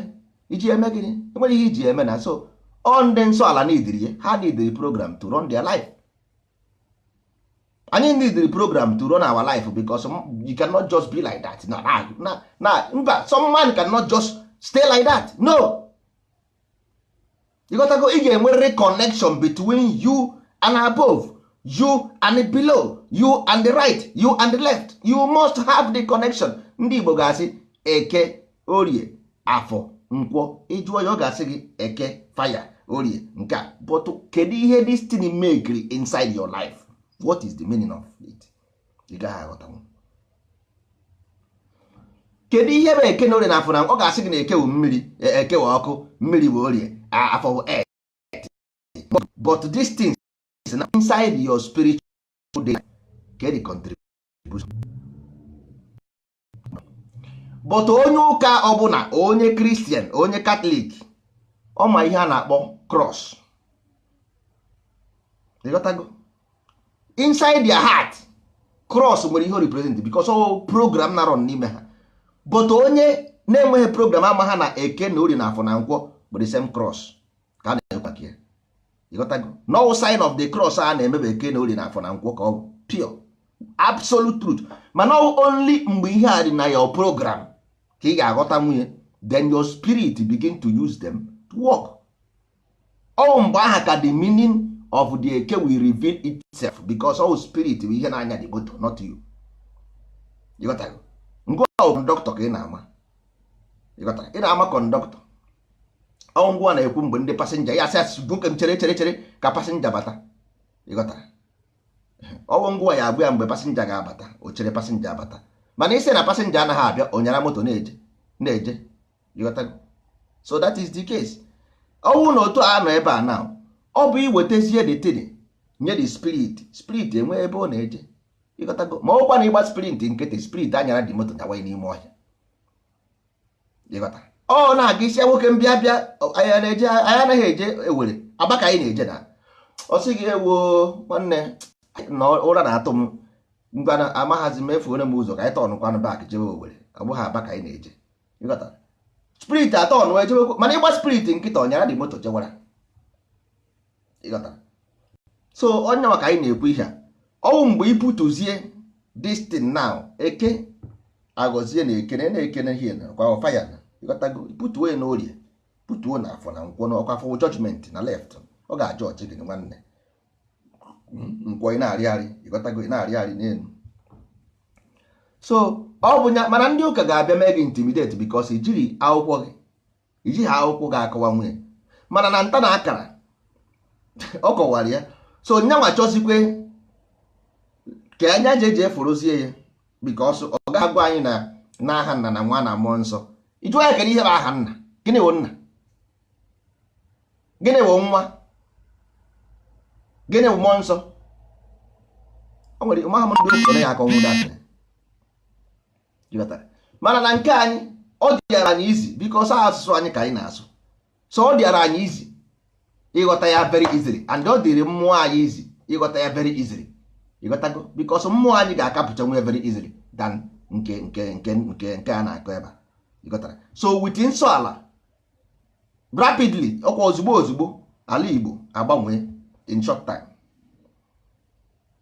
That's why we say na onye abụghị onye nsọ ala enweghị ihe anyị ji eme nwanne, because ihe anyị bụ reformation. Then ọwụ na ịnọdịzie in between ka ezigbo uru ka ihe na-emezikwa. What are you telling people? Ị gaghị anọ in between as long as na ihe na-agbara mgba bụ ala Igbo, the mmụọ, the land, the spirit of the land bụ ihe dụnyere anyị ọrụ. Then why should you be on the fence? That means ị naghị agwa ndị mmadụ eziokwu na you are lying, atụrụ ndị mmadụ asị. Ichi ịgwa ndị mmadụ eziokwu nwanne, be honest. Nsọ ala bụ nsọ everywhere in the world. Nsọ bụ nsọ, o nwere ihe ọzọ. Ịghọtago? Holy ya, o nwere ihe ọzọ. Ịghọtara? The world anyị na-etu n'ụwa, mmiri bụ mmiri everywhere, iyi bụ iyi. That is why ndị Igbo kwụsị okwu asị ise, maka na ọ na-ese n'elu mmiri. Ọ sị gị na the spirit of God is hovering above the water. Ọ sere n'elu mmiri ise. So mmiri nọ everywhere, that spirit nọ everywhere. So not only in Igbo land, ise bụ worldwide. You got to go. Then ama is unknown. Ama nke di ọha, ama the master of the people. You got to go. So this thing is general word. Ọ bụrụ about Igbo people is universal. Is universal. So mmadụ agaghị emewu gị intimidate with any religion or with anything. No, you gaghị asị m na God is inferior because ama, nobody have ever seen God. It's unknown, but we see the manifestation. Ama is manifest of the hidden power. manifestation. D is the master. Ọha with people. That is the master of the mind. Everybody nwere mind. Everything that is living nwere mind. The universal is mind, which is science prove that universe is mind. So Amadioha is mind of the people. Period. So he say is the spirit hovering above the water. So one, you can defend this thing, you can defend it anywhere with the Quran, with the Bible, with everything, with Torah. So nobody can defeat you, because only when you raise your monument, only then will nature will recognize you. Only then. Only then can nature recognize you, because now higher element kill lower element and use them as food. You got to go. Osisi eji ama atụ agaghị abụ isi eji aka ọnụ. But first of all, ị bụrụ onye nsọ ala, then you will be accepted. Ọ bụghị mmụọ ga-eme gị accept. Onye ga-eme gị accept wụ the land ịnọ n'elu ya. Ọwa ana Igbo ga-eme gị accept. Then nyezie gị tax. Nyezie gị tax. Ọwụ datin ka edeceive ndị ụka si ha je ezigbo ozi ọma. Ha chere ha na-eme ezigbo ihe. Ịgotago, na-erekọsị ihe ha nwere, na-enyewa mmanụ oji, na-ego moto, na-ego private jet. No. Ọwụ mgbe ị become ịbụrụzie a military of ala, mgbe ahụ ka ị ga-abịazi na abịazi, ị ga-afụzi na ị ga-enwezi extra power to talk, to speak, to go on the street and say yes, ahụ m onye Igbo, ihe ahụ my land. Mgbe ahụ ka unu ga-enwezi power, organize yourself, megwe ụdị ha na-eme mgbe ndị ochie, akụwa ekwe asị ụmụ nwoke ọ bụrụ na irugo 12 years apụtakwa n'iro na this village. Onye ọbụla afụ ndị ada village ama na onye ọjọọ, ekweri ya ọnya n'abalị, ekweri ya ọnya, ọpụta ọnya ama ya, ọnọdụ ebe ahụ na-eti mkpu, ọ na-abịa jide. Ịghọtago? So o nwere ka esi azụ obodo, obodo a na-azụ ya azụ. Anyị emeghị migrate from city to our villages. Anyị eje na village anyị ebiri rụwazie village anyị from that place nwanne, because ụnụ hapụ the village gaa na city. Rich man's wealth is in the city, not in the village. Most of our village ndị ka nọ ya ọ ndị nche. Most of our villages ọ ndị nche na ọ bụghị ndị eke. That means onwe ihe ọjọọ na-eme ebe ahụ na anyị maka o si n'aka. Ịghọtago? Ka ihe na-eje na city eme na-achọ ego. That money we can create them in the village. Anyị chọrọ ndị na-akpa ngịga, ndị ma akpa ngịga, go to our heritage center. Ndị ma akpa azịza, ndị ma akpa nkata, ndị ma akpa okpu aha na-ekpu, okpu aha ndị na-akọ ugbo na-ekpu eji igwe akpa. Biko nụ ndị mara akpa those things, kpọrọ anyị gaa na heritage center anyị, go that place and report yourself. Anyị neediri ndị na-akpa ngịga, ndị na-akpa nkata, ndị na-akpa azịza, ndị niile ji igwe arụ ọrụ, ka anyị transform all those things. Biko onye ọbụla nwere aka ọrụ ahụ gbaba na Igbo heritage center. Hapụgodi na ego mbute ahụ, ndị niile butere ebute gị ka ha ji eme. Ụlọ ha ji na-eru ahịhịa, ụlọ ha ji dị money ruo na village, ọ na-eru ahịhịa, nobody lives there. Onwere onye bi ebe ahụ. Ebutetie ego arụ ụlọ na village, hapịa jewara ụlọ a na-eru ahịa na village. Ije na village onweghị onye bi, ụlọ na-eru ahịa. Krismas ọ bata ọnụ 5 days mapụ. Ihe ọ ndụ 5 days na village ụlọ mapụ ọsị village ha 5 days, some na 2 days sef. Ọ bata 27 na 30th. Ejuo ọsị na Krismas, na Krismas 2 days na village. Ihe na na-emekwa anyị sef. Inweta ka ha na park ngwongwo ha na village like this, ichekwa na ọ ga-anọ 2 months. Ọ ga-ebu the whole property o nwere 2 days. Ọ na 27 ọ nata first 4 days. M gara ịtụ asị, a na-agba Christmas. Nwanne, let us migrate back to our place. Enwere ihe ga-eme. Ịmara aka ọrụ ahụ ị na-arụ, nwanne weta dị aka ọrụ ka ị mara ka ị ga-esi wee mee ka ọ pụta ihe, ka ọ bara gị uru, bara nne na nna gị uru, bara ezinụlọ unu uru. Hapụ na ihe okwukwe ahụ, okwukwe na-enweghị ezi ọrụ nwụrụ anwụ n'onwe ya. Onye ọbụla na-abụghị onye nsọ ala, ọsọ gị nwee ego n'ihu gị ka that money will disappear because the land rejected you. You must be agent or you are not. Either you are agent or you are agent. Religious people claim to be agent. Agent of who? Agent of who? Christ, the Christ of Afibo. Agent of Yahweh, Yahweh of Afibo. Go to Israel and be agent. Nsogbu adịghị. We welcome that. Go to Rome and be agent. Nsogbu adịghị. We welcome that. But ọrụ n'ala Igbo, ala Amadioha, ọ bụ ihe anyị ma agent ndị anyị na-arụrụ ọrụ. Anyị anaghị arụrụ Kraịst nọ na Rome, nsogbu adịghị. Anyị dị happy na ndị Rome na-arụrụ Kraịst ọrụ, and a na-afụ the fruitful of, a na-afụ the seed, the fruit of their work, ha they see it. Ndị Yahweh ndị Israel na-arụ Yahweh ọrụ, and they see the fruit of their work. Ndị Islam na-arụrụ Allah ọrụ, and they see the fruit of their work. Unu nwa na-arụrụ Kraịst si nsị nọ n'ala Igbo, kedu your fruit of work? Have you seen your benefit? Asị gị nwere hope. Nwanne, hapụ ihe ahụ. Unu bara moto ndị oshi pụtabanụ, ịghọtago? Ofu ala ji ka a na-achịrị efi, ọkwa the same God ahụ everywhere. Onwere ebe ọ nọ iche, ịghọtago? Onweghị ebe ọ nọ iche, onweghị ndị ọfụ n'anya karịa ebe ha. Nọ mmadụ dị aghụghọ, uche dị aghụghọ, ịghọtago? Ndị eji bụ aghụghọ ka ha dị, ha nwaji onwe ha. A sị na mmiri dọrọ onye jidọrọ nwa nkịta, onye ji mmadụ na ji onwe ya, ịghọtago? So pụtanụ ka anyị meenụ nsọ ala, anyị eme appease the land through nsọ ala, dị na ya werezie. Nwanne a sị na echi ejide ọka etụpụrụ ya ọka, ịtụgide ya ọka ọ bịa gidebegide ijide ya, ịghọtago? Ichi ijide ụmụ nnụnụ ghara ha nri, ịghara ha nri, ha tụgide dị nri bịaruo ọba na keji agbochie. Ichi ijide oke kwere ya ọnya, ọ bịabata ihe ahụ ọnya ama ya. So ichi inweta ala, nye nsọ ala, nye nsọ, inye ha anya nsọ, ọbịa iwerezie the power wee rụba ọrụ, bụrụzie agent, ịghọtago? Bazie n'ihe a na-eme, na ewuruzie nnukwu mmadụ a na-atụzi gị ụjọ maka amaghazi ihe na-ekwere gị egwu. Mana kịta na ha ama ihe na-ekwere gị egwu na Jizọs, ha ama Jizọs biko ha krietirie, so ha mana enwe ha power enwere. They know ha ama na ya weshiwa ha krietirie, so ha ama na enwe ha power enwere, ịghọtago? Ha ama ala, they create it, ha ama na ebe biko ha ji the power ala, ọ bụghị gị jie, they own it. Ha ji power of Yahweh, ha ama ebe ọ dị, ngị onye maha ebe ọ dị. Ha ji power of Christ, ha ama ebe ọ dị, maha ebe ọ dị. Mana ngị nwe ji power of Amadioha because mara ebe ọ dị. Ọsụsọ mgbe iji power of Amadioha ka nwa ya asị, ha nwa ya na-atụ gị ụjọ because ha ama ha, because they know, ha ama ihe m na-akọ.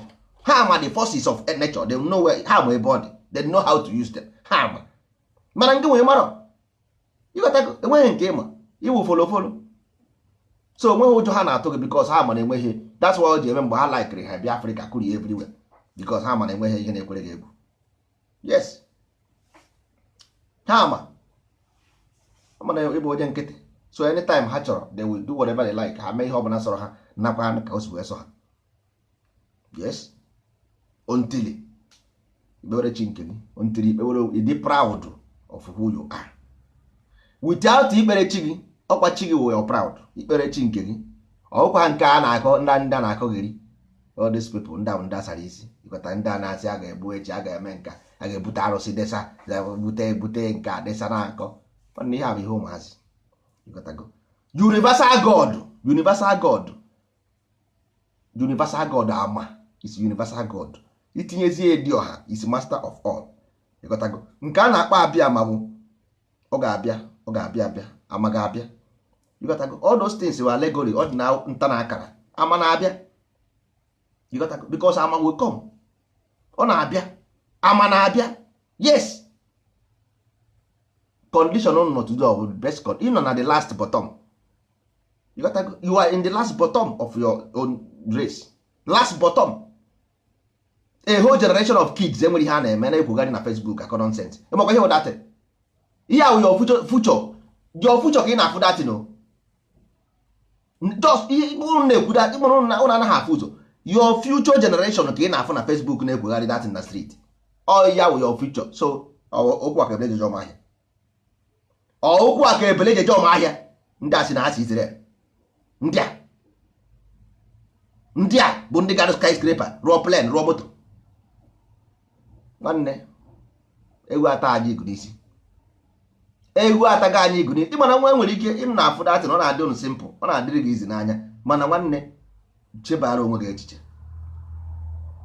Chebara onwe gị echiche. Ndị a bụ ụmụazị kwesịrị na workshop na-eproduce machines.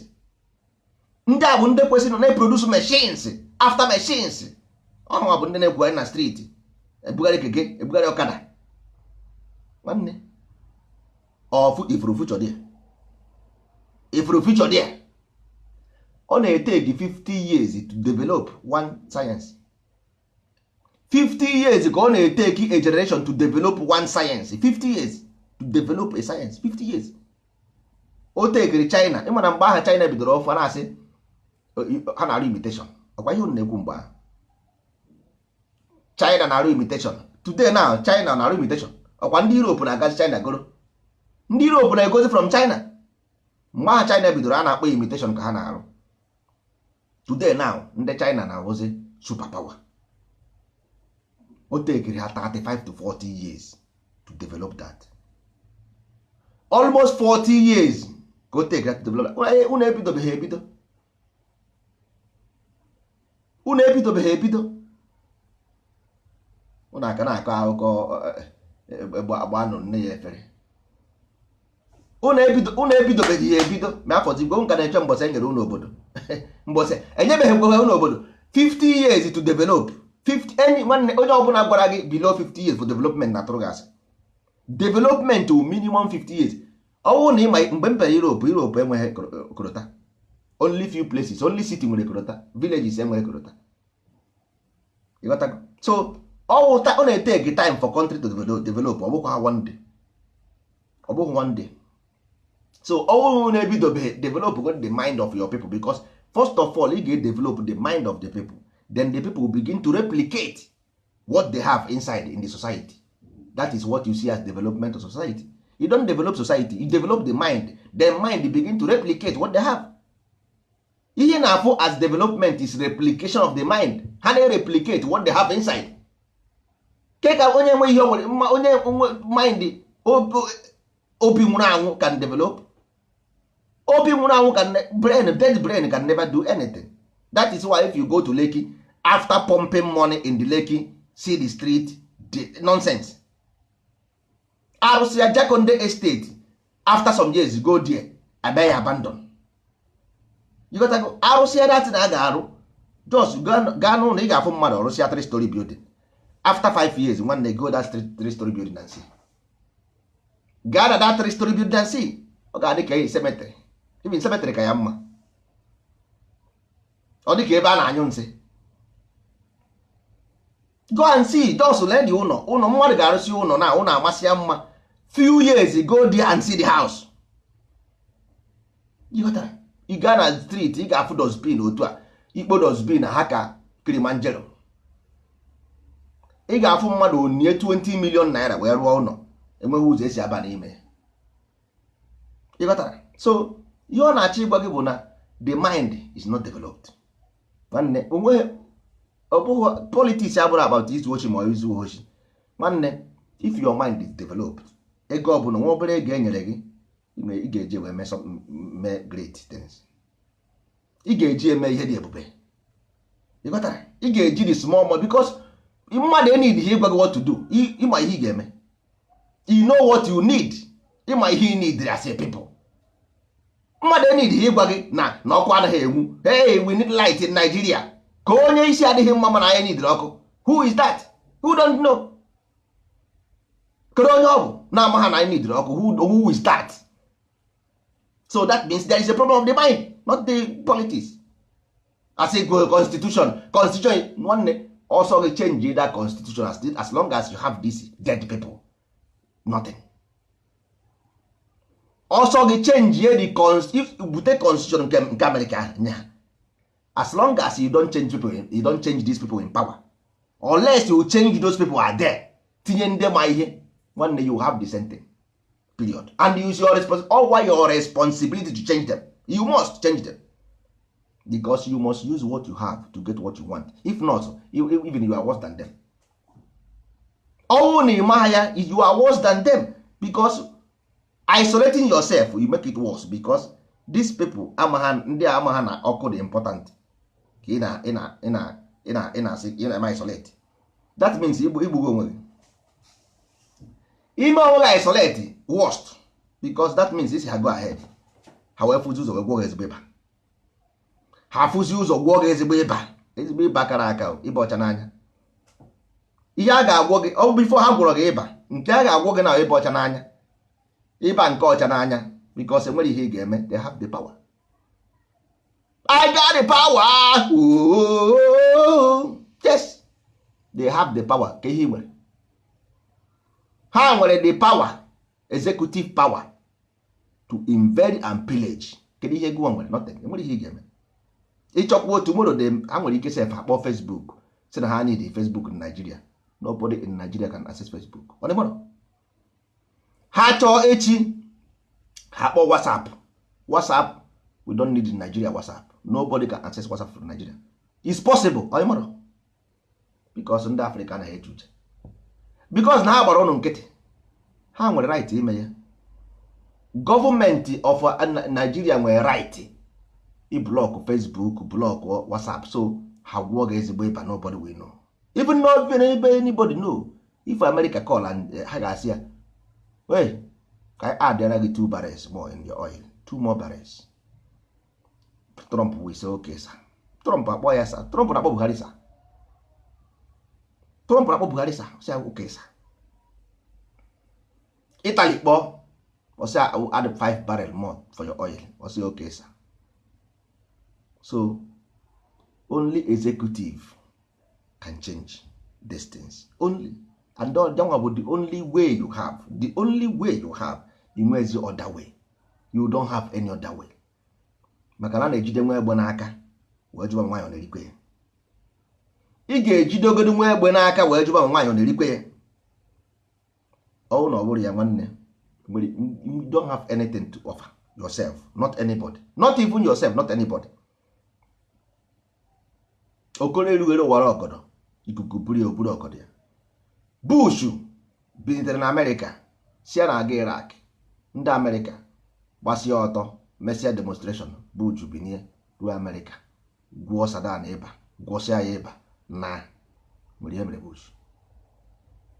Obama bilitere jebe Libya, ruo Libya, kpụpụta Saddam Hussein, kpụpụta Gaddafi, gbuo ya, nwere ihe mere. Ha planụ sịa Syria, planụ sịa Syria, asị ISIS asịa ISIS asị ha akụsa Syria, enwere ihe mere ha mba. So kedu ihe ji wee filizie na ha bịa na Nigeria gwụsi unu niile na nwere ya gwa ha okwu? Nobody will tell them anything. Na nwe nke eziokwu, enweghị onye ha agwa ha anything, and nobody will do them anything because number 1, igbo onye nsọ ala ana reject gị. Number 1 ugodi, the land is rejected you because you were Christian from Rome, you were Yahweh from Israel, you were Yahweh from Israel, you were Allah Wakoba from Arab, you were Allah Wakoba from Arab, you were ndị fake ndị ọrụ anụ. You got to go. So onwe ebe si wee gota ga agota because good is God, you are not good. So onwe ebe agotara gị, you were good through religion, Christianity religion.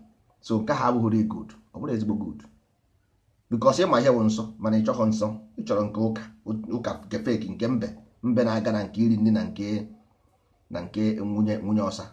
Mbe tụ ụdọ ana nta bere ku mbembe, nne tụ ụdọ ana nta bere ku mbebe. Ọ chọghị isi direct wee je, ọ chọghị ijeje were nne edewe n'elu mba.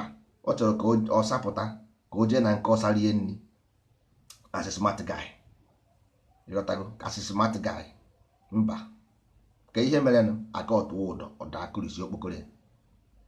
Ịghọta? So that is the game nwanne. Onye ka a na-ekwu maka ya. So ọ bụrụ na anyị na-eme nsọ ala, nwa bekee agaghị abịanwu na anaba anyị were anyị. Ịtụọrịọ iju nwanne a na-ajụgbu were eri. Onweghị onye n'ime unu jụgoro ogu. Onweghị onye n'ime unu jụgoro ogu. Ndị Igbo na-asị iju ogu. Gịnị bụ iju ogu? Gịnị bụ iju ogu? Onweghị onye n'ime unu jụrụ ogu. Mana ị chọrọ ana Igbo iji ọfọ. Ọ bụ okwu ike nkere ya debe. Ihe ahụ ekere debe ebe ahụ bụ evidence for their children. Ịwara ọjị, ọkụ ịtụtụrụ ọjị ndị Awụsa n'ọnwa ụtụtụ, ịkọsị ya akụkọ ịta ọjị. Nwanne, o nwere ihe deeper, ihe ahụ symbolism, meaning, o nwere meaning n'ime ya.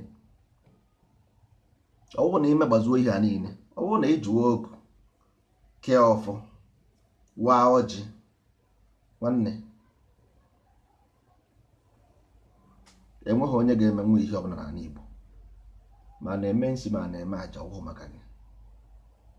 ndị mmadụ na-complain ị na-aṅụ champagne, ndị mmadụ na-complain ị na-aṅụ champagne. Whoever come for justice must come with equity. Onye ọbụla bịara for justice must come with equity, because equity and justice goes together. Life and direct. You cannot have one and leave the other one. Asị ka ọ bụghị eziokwu. Ị gaghị complain sị na mmadụ na-eme gị ihe ọjọọ, mana ngwa bụ champion. Ime obi gị ruru unyu, ime obi gị rere ere na-esi, ime obi gị rere repịa. Nye ndị na-akụ maka freedom today, ọ dị ka these people ga-enye mmadụ freedom ma ọ bụrụ na ha nwa. These people na-ekwu maka freedom today, ọ dị ka these people nwere ike inye mmadụ freedom ma ọ bụrụ na ha nwa. That's yourself. Ebe ha gbadoro ụkwụ na Hausa dis Hausa dat anyị ga-egbu a ga-ata ata. Ihe a bụ ebe gbadoro ụkwụ asị ndị Palestinian, ndị Israel ha were anị take the land. Palestinian ha Muslim take their land. Na nwanne look at ọwụkwụ a ka ebele ga-eje jọ nwanyị. Ọwụkwụ a ị chọrọ, you want freedom but you want somebody to die. Ị chọrọ ka mmadụ biri but you want to live. Ị chọrọ, you want justice without equity. Ka ebe ọ na-eme ọkwanụ ndụmọdụ ka nna adụ gị bụ ndụmọdụ. Ana m agwa gị nke bụ eziokwu. Nwere ike nne gị anya ha agwa gị, nna gị anya ha agwa gị, ezi onye gị anya ha agwa gị, mana ihe nna agwa gị ya bụ na anyị bụ ndị nsọ ala. Ọ ihe anyị ji agwa gị ya gbasa ọwụ because ihe ị na-eme agbasa ha. Mana ihe m ji agwa gị ya bụ asị na ebe a na-azụ nwa nwere nne ọdụ ka nwa na-enweghị nne na amụrụ. Ndị nsọ ala ka anyị na-agba, mana onwe onye na-abụghị onye nsọ ala oru ori ogoro, maka na ịba ime ahịa ife ihe chọrọ ego, ihe fụrụ n'anya, ifume ihe fụrụ anya dị ya mma igoro period. Mana enweghị mgbe ị ga-asị na ị chọrọ inwere onwe gị deny others. Even iche inwere onwe gị number one, ị gaghị egbu onye Hausa, ị gaghị egbu onye Yoruba. Ikwughara datị na-ekwu datị ihe ahụ ị na-ekwu freedom cancel gị, God cancel it. If you base on your freedom as onye Hausa bụ your enemy, one can never get it. Quote me right. Each up to be free on this earth, no matter how kind of freedom. Once you base it as Hausa Fulani, as Fulani, one you can never have it. You got anywhere because you got deprive of something and you want the same thing. Asiko. Yes, asiko. Ọwụ na onye Hausa bịa n'ala Igbo gbuo mmadụ, gbukwuru. Nwanne gbukwuru. Mana ọgwụkwa na esi nature of freedom. Because of onye asị gị, onye asị gị, asị gị na-asị, you are wrong. You are wrong. Ọ bụrụ na ị chọghịzị na Nigeria, nwanne, do whatever you like. You got to go. Based on na ị chọghịzị nọ here, period. Mana ọgwụkwa na isi na ọ bụ hate. Now, ị na-akọ, nwanne ihe ahụ ị na-akọ. Because the mind is the thing of body.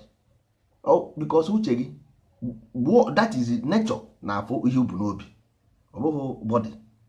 So ihe ibu n'obi, nature sees it. Ọ ma ihe ibu n'obi.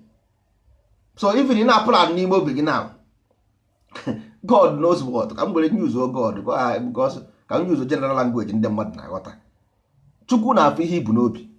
So ọ Chukwu ma dị pure ma dị pure, ọ bụghị onye ọbụla. A sị na uche dị aghụghọ. Onweghị onye ma ihe ibu ebu n'obi. So ndị niile na-ekwu maka freedom n'ụwa niile ebe ọ bụ sọ ha nọdị, ma ndị Igbo ma abụghị ndị Igbo. Chukwu chọchọ Chukwu ma. So ma ọ ga-adị possible ma ọ ha adị possible, ọ dependere n'ihe i chere n'uche gị. Ọ bụ uche gị, because a sị na ọkụ mmụọ, ọkụ ime mmụọ, ọkụ na-agba n'ime mmụọ. So ọ n'uche gị ma ihe ahụ ị na-ekwu ọ bụ eziokwu ma ọ bụ asị. Kedu the template this ihe ị na-ekwu now, kedu the basics and you prove it. Ị ga-prove nwe ihe ị na-ekwu na isi na ebe a bụ gị, can you prove it? Ị gaghị prove nwe. Kedu ihe iji wee sị na ị chọrọ anị ya? Prove ihe iji wee kwuo ya. Ọwụ na ebe a bụ anị gị, prove ya. Jikọtago. Ọgwa na ebe a abụghị anị gị, prove inside your mind. Asị gị prove Romeo. Prove yourself, because ebe ahụ ka the justice nọ. The justice nọ n'ime obi gị. So prove your obi gị na this land ọ bụ nke gị. Because i nweghị obi gị, don't own your heart. How can you own a land? Ọ bụ inweta obi gị wee nweta anị. but you cannot ask your mind the question. You are afraid to ask your mind ihe ị na-eme ọ dị justified. Name afa Nigeria Lugard, so onwere ihe o nwere ime with individual. Kedu ihe name somebody put from British nwere ime with Lugard with onwere justice. So ị chọrọ change this name, then you need to change justify by your mind, because all the mind nwere all the spirit with the mind. Onye nwa nwere the land, not the body, because the body will die and evaporate. Ọ ga-erekasịa. So the spirit, ị ga-convince you got the spirit inside to justify ihe ị na-ekwu maka ya. Mana everything nọ gị n'ime obi bụ ajọ ochie ama ekwuru anya ukwu. So that means ihe anyị na-ekwu it's not possible. Not possible. Not possible because inside your heart ị ma na ọ dịghị possible. Ọ bụghị just ekwusi ebute egbe agbagbusie mmadụ emesi. Ihe a bụ just media propaganda. Nwere ihe ọ bụ just media propaganda. Enwere ihe ọzọ. Remove media from this thing, then ihe anyị na-ekwu enwere ọzọ isi. Enweghị ọkụ, enweghị mmiri, enweghị ụzọ. Ị naghị afụbeghị m ka unu na-ekwu maka ọkụ, afụbeghị m ka unu na-ekwu maka mmiri, afụbeghị m ka unu na-ekwu maka ụzọ, mana unu na-ekwusi weta ego enweta obodo. The immediate problem which your mind is suffering, ọfụghị ọkụ o ji afụ ụzọ. The immediate problem your mind na-ata ọfụ onweghị ụzọ o si ana. Immediate problem your mind onweghị ego o ji enye ụmụ ya nri. All those immediate problem ọ bụghị name Lugard tinyere. No, this name Lugard tinyere make no sense. You got to go. So o make onweghị any sense o make. So now ọ bụrụ na enwe one man nọ si na Zurungero ọ si na Kafanchan bịa na decide ihe na-eme na your village, you say how is this man here? How did this man get into this place? Then that is how you can remove this man, because onweghị ezi ka ị ga-esi remove the man from that place, only from the way that man came. Ị gaghị change the name of the place because somebody onye nọ na the chairman, the director of the company, like ọ na-eri uru from you, ọ na-eri uru from afụfụ ị na-ata. So the director of the company na-eri uru from afụfụ ị na-ata. So how can the director of the company ga-esi wee kwụsịzi uru ahụ ọ na-eri because ị na-ata ahụfụ? No. You got to go. So all these things your mind should justify first. All your mind justify is this thing, yes. Your mind wee nwezie a good plan. Okay, create the plan, because all na your mind is incapable of justifying these things. One, you are just a victim of nothing. Absolute. Because your mind is incapable of having reason. Your mind enweghị ike reasoning. You got to go. You don't have a land, your spirit have a land, because your spirit is hovering. It does not have a border. Border created by a man to control. Border for control. That's why you have immigration and immigration. That is for control. It's for immigration. You got to go. So that they couldn't eburu onwe because of border. Nwanne.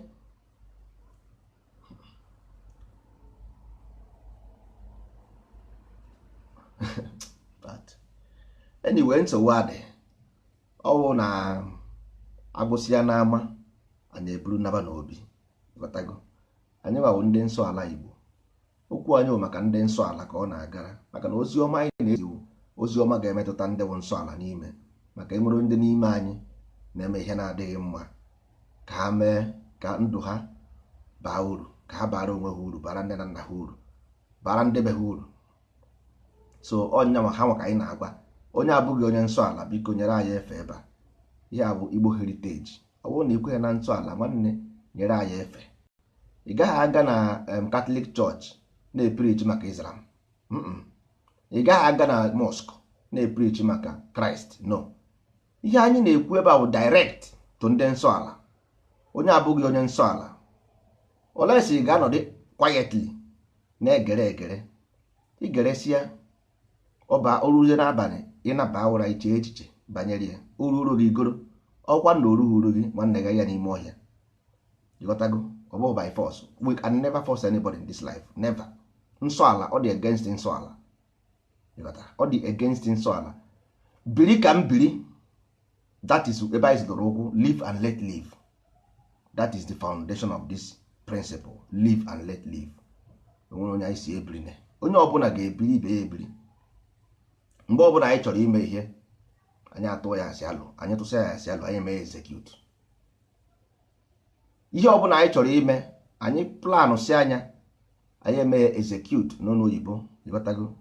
That is ka anyị si eme ya, ka anyị si eme ya n'ụwa, ka anyị si eme ya n'eluigwe. Ihe anyị na-agbasa ebe a bụ ozi, period. Ozi ka anyị na-agbasa, and enweghị nke anyị ga-eme hapụ ibe ya, maka na ọ bụrụ aghụghọ. A sị na afọ ekwughị gburu okenye, mana ekwube anọghị gburu nwata. Otu aka otu ọzọ. Ọ bụrụ na ị na-ahọrọ okwu ahọrọ were ezi, mana iwe onye aghụghọ, maka na a sị na onye aghụghọ nwe onye aghụghọ elie ya. Enweghị onye anyị na-asụ anya, enweghị onye kwere onye anyị na-agwa iche. Ihe anyị na-ekwu ka ọ ga-esi adịrị anyị mma, dịrị ụmụ anyị mma, dịrị ụmụ anyị mma, enweghị otu ọzọ. And ọkwa ihe anyị chere ga-adịrị ndị nsọ ala mma ka anyị na-ekwu. Anyị abụghị onye kere ụwa, so onweghị mgbe anyị ga-asọlvụ your problem bụ ngwa ga-asọlvụ ya. Mana ihe ọbụla anyị ma anyị na-ekwu ebe a bụ ihe ga-abara ndị nsọ ala uru, ọ bụghị ihe ga-abara gị uru, because anyị amara onye bụ. Ka ihe anyị na-achọ ịbara gị uru fọ igwere na nsọ ala, mba, dene nkekwu n'uru ọ bara. Ọ bụrụ na ikweghị na nsọ ala nọrọ ebe ị nọ, ọ dịara gị mma. Enwe ebe ọ bụla ị nọ, ọ dịrị gị mma, nọsie ike ebe ahụ, apụtana. Mana anyị nwa na onwe anyị bụ nsọ ala ka anyị na-eme maka ya, ọ nsọ ala ka anyị na-ekwu. So ihe anyị na-eme na nsọ ala dịara anyị mma, and anyị agaghịkwana ekwu maka onye ọzọ hapụ ihe igwe izi ndebe anyị ozi ọma na nsọ ala ga-abara ha uru, mba. Ọ bụrụ na ị like ihe afụchie ntị gị, ọkwa ngwa ji aka gị bịa na ihe anyị na-ekwu, anyị si gị bịa. Mgbe anyị tinyere ihe a, anyị abịa kụrụ aka n'ụzọ gị, mba. So anyị tinyere oruoro gị, ịbanye, ị na-egere egere. Ọ bụrụ na ịbụghị onye nsọ ala, if you stay quiet and listen, nobody will know. Onweghị onye ga-asị gị anything, onweghị onye ga-asị gị pụọ. Mana ịbịa ebe aka otu nwanne aka nga ya otu a, okweghị, agha amụ nke ọzọ, okweghị, isi ka m ga-aja, nja isi, okweghị, ọkpa ewere m ọkpa, mgba nke aka ndị okweghị, agba m nke aka ekpe. Ịghọtago? So wee m jụọ gị sị gị, mgbe m tinyere ihe a, bịara m akpọrọ gị na fon kwa mba, denụ ịbịa gee ntị, o rughuru gị nwanne, ijikwe na otu ahụ isi batakwa, ijikwe n'ụwa apịkwa ezi iti wa nwanne gasịbụ ike. Ịghọtara? Ọ ka esi eme n'ụwa, ka esi eme n'eluigwe. Enweghị onye ji mmadụ aka, mana ihe adịghị possible adịghị possible, ihe dịkwa impossible dị possible. Ịghọtago? N'ụwa anyị bi n'ime ya bụ mmụọ nwe ya, ọhụhụ mmadụ nwe ya. Ịghọtago? Mma, because mmadụ na-anwụ anwụ, mmụọ anaghị anwụ anwụ. Na-ege ntị, mmadụ na-anwụ anwụ, mmụọ anaghị anwụ anwụ. Ịghọtago? So energy bụ mmụọ, and the energy can never die nor destroy. Ịghọtara? So ịchọwa anị n'ụwa, ị ga-enwetagodi mmụọ gị na mmụọ adị n'udo. Gị na mmụọ dị n'iro, ị ga na-ata ahụfụ mgbe ọbụla. Sa ahụfụ ị ga na-ata, from ahụfụ to ahụfụ, from ahụfụ to ahụfụ. Gị na mmụọ dị n'iro, from ahụfụ, one ahụfụ to another ahụfụ, to another ahụfụ, to another ahụfụ. And gị ga-atagide nke ga-aga, enwezi ihe ọzọ. Ị ga-atagide ahụfụ nke ga-aga. Nwanne isi na-asị maka ya, from ahụfụ to ahụfụ, one to another. Ị gaa na nke dibịa, okweghị gị. Ị gaa na nke ndị chọọchị, okweghị gị. Ị gaa na nke ndị shabat, okwu. Ị ga-agbagide rụrụrụrụrụ until ụwa ga-agwụ. Si na m ukwuru, just si na m ukwuru ye, because ị dịbeghị ready to accept the truth. Ị dịbeghị ready, because ọkụ ime mmụọ ka a na-akpọ ya. The fire burns within. Ọkụ mmụọ, the fire burns within. Earth will judgment. That's why you see n'aka nna na nwa na mmụọ nsọ, eke orie afọ, left hand judgment. Let judgment ebe ị nọ for judge, abịara judge ga judge ebe a. So ị nọ na nga, period. Ma ị chọrọ ma ị chọghọ, eziokwu bụ ndụ. That is why eji wee nwee natural element to transmute them and transform them into something else. That is why you can use sand to create glass. That is why you can use sand to build something. Everything ị rụrụ arụ from electric bụ n'aja ka isi nweta. Ihe niile plane arụrụ arụ kwa n'aja, moto arụrụ arụ kwa n'aja, ihe niile arụrụ arụ n'ụwa kwa n'aja ka isi nweta. That means all transmutation ka anọ ebe to transmute you, nothing more, nothing else. That's why you can build science and build cars and build these things. Yes, because all transmutation. So you as a human being also, you will be transmute or else you will destroy with those things and turn sand ewere gro glass or were ejiji ije na nsị isoro ozu na ọ ịghọrọ oke bụ uso erie gị ọ ịghọrọ antelope agụ erie gị. Simple. Enweghịzi otu ọzọ nwanne. Ngwasịa gị ihe a nwanne, soro ihe till life end, till ụwa agwụ. Any day ọbụla ị found guilty n'ihe a na-ekwu, gwa m ya, I will stop this broadcast. Mbọsị ọbụla ị found this thing na-ekwu guilty, tell me, I will relinquish from this program. I will stop the program forever and ever. If there is no cause and effect, is your problem. That na enwere onye na mbọsị ọbụla ị found out na enwere onye na-eme gị anything anywhere, mana mbụ onye asị nobody is doing you anything.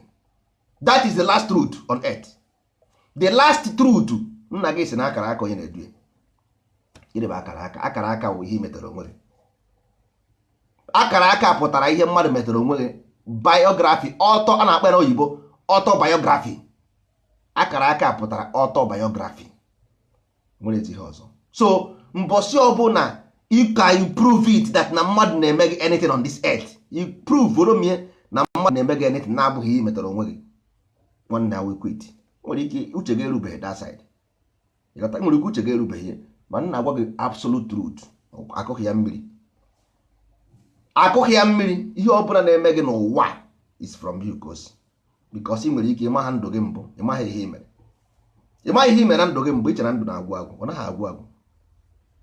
As it was in the beginning, is now, ever shall be, world without end. Ọ sị gị na you can check out anytime you like, but you can never leave.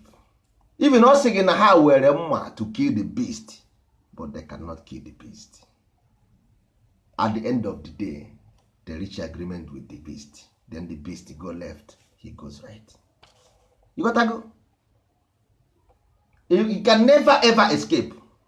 It's a confined environment. You are programmed to receive. Period. All higher knowledge, but you want an option. The only option is to ascend. Either you remain above or below. Okwu aka gị, anyị ga-ama gị ụdọ n'ebe ekwenu. Were ụdọ, were ụma ya ọgbụ, were ụma ya ewu. Ha niile bụ ofu. Chiri ọgbụ ma ya ewu, were egwu ma ya ụdọ. Nwanne, a ga-amanye gị ụdọ. All those things ifụrụ amesịrị na symbolism for slave. Ọ bụ ihe ekwuru ekwu. A ga-amanye ya ụdọ n'onu, a ga-amanye ya chain. All those things, if you go to occultic knowledge, you will see it there. Ọ bụ those things ka ha copy as a life. They enslave us. How can they enslave you? Either you are higher slave or lower slave. Simple. Either you, as long as you are here, ị na-arụ ọrụ, ị na-enwe 5 million naira for salary, but you work anyway. Ịmaha na ọrụ bụ ọrụ ohu na ọrụ bụ ofu. Ọrụ bụ ohu bụ ọrụ, means the same. A na-akwụ gị 20 million naira, but ị na-arụ ọrụ, my guy. Ị na-arụ ọrụ.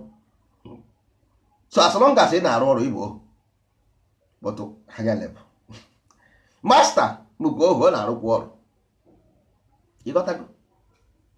So nwanne, anyị akarị nwere ihe a na-akarị. Ịghọtara? So achọrọ m ka onye nsọ ala karịsịa ụmụ okwu a niile. Ihe a okwu ụmụazị ejikwa nselevu anya eme nka rubbish, ejikwa na castigate unu. Ya bụ castigate, ya bụ casting na casting. A na-art movie mgbe ọbụla, anaghị eti movie ndị ọcha slave, ọ movie ndị ojii. So ị na-ahafụ ụzọ na casting. They want to believe what?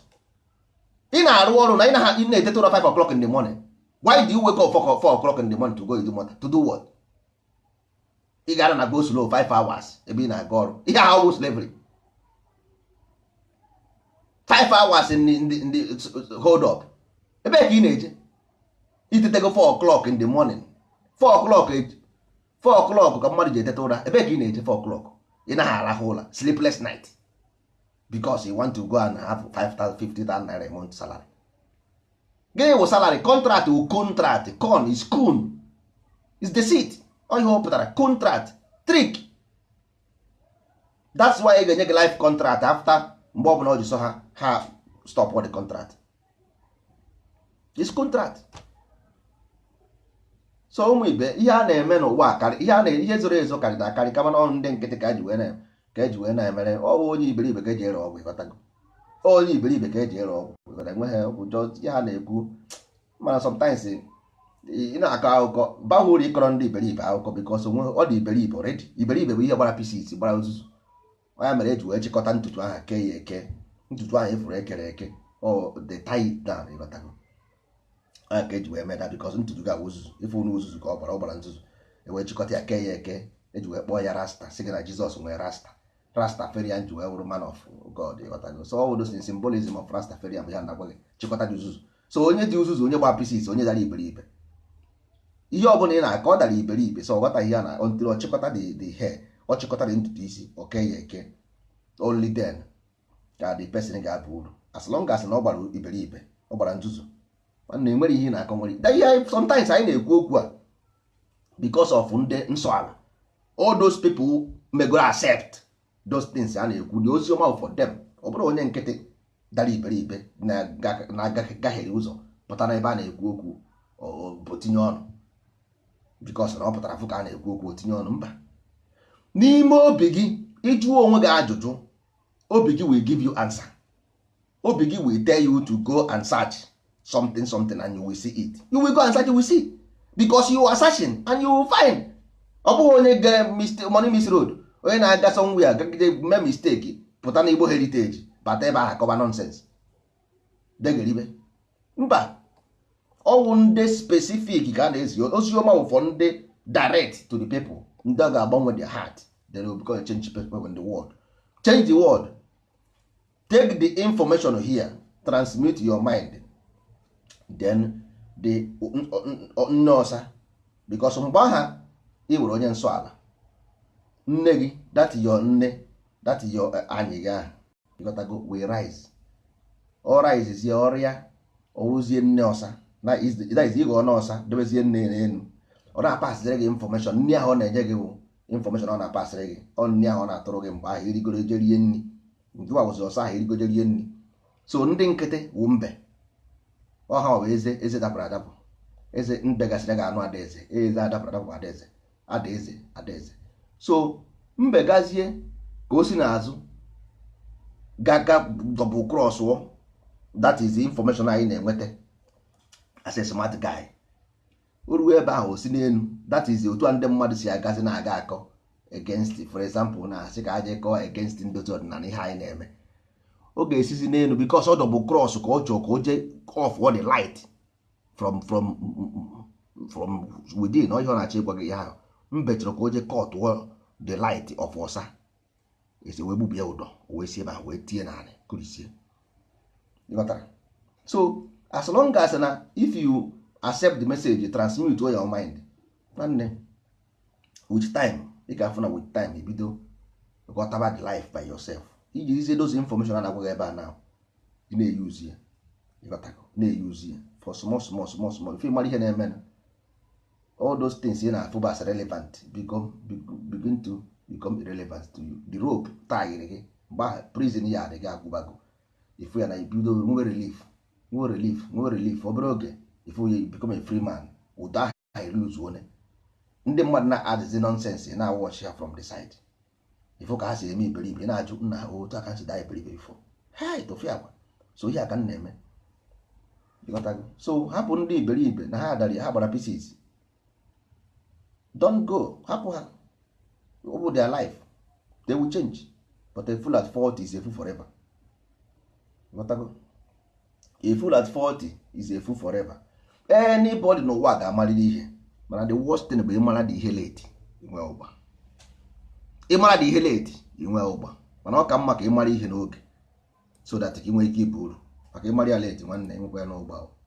Achọghị m ịma ihe late because ịmara ihe late onwezi uru ọbara gị na onwezi uru ọbara gị.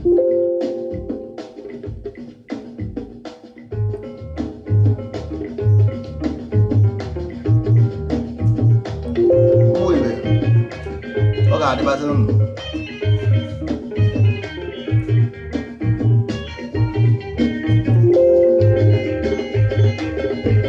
Ọsadebe wee mechie ya. Ọsadebe ọsa nkwa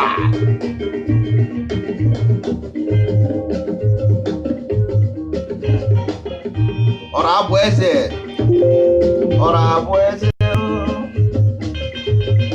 ọra abụ eze ọra abụ eze ọsa nkwa nwanne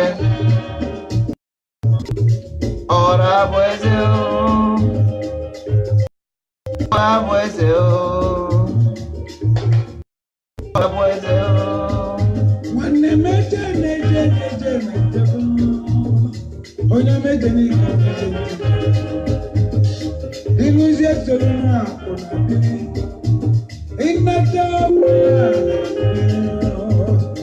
ị na-akwazi ego mere ya mere ọgbọnọ okwu mgbali igbo ịkachi ịrụzie gburu onye omebe ezi na n'igbo okwu mgbali igbo ịkachizie ịrụzie ụlọ nwanne n'ebe n'ebe n'ebe onye omebe ezi na n'igbo ọgazi amaka mma mere ejiri ya aga ọmụmụ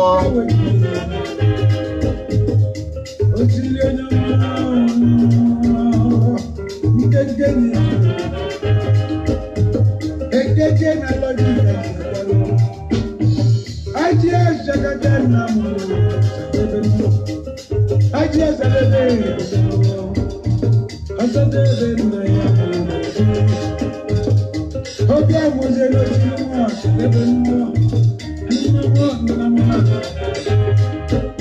nwanne n'ebe n'ebe ọra abụ eze ojeligwe ogbu ebi ojeligwe bichara nwanne n'ebe n'ebe n'ebe nwanne magazi na ebe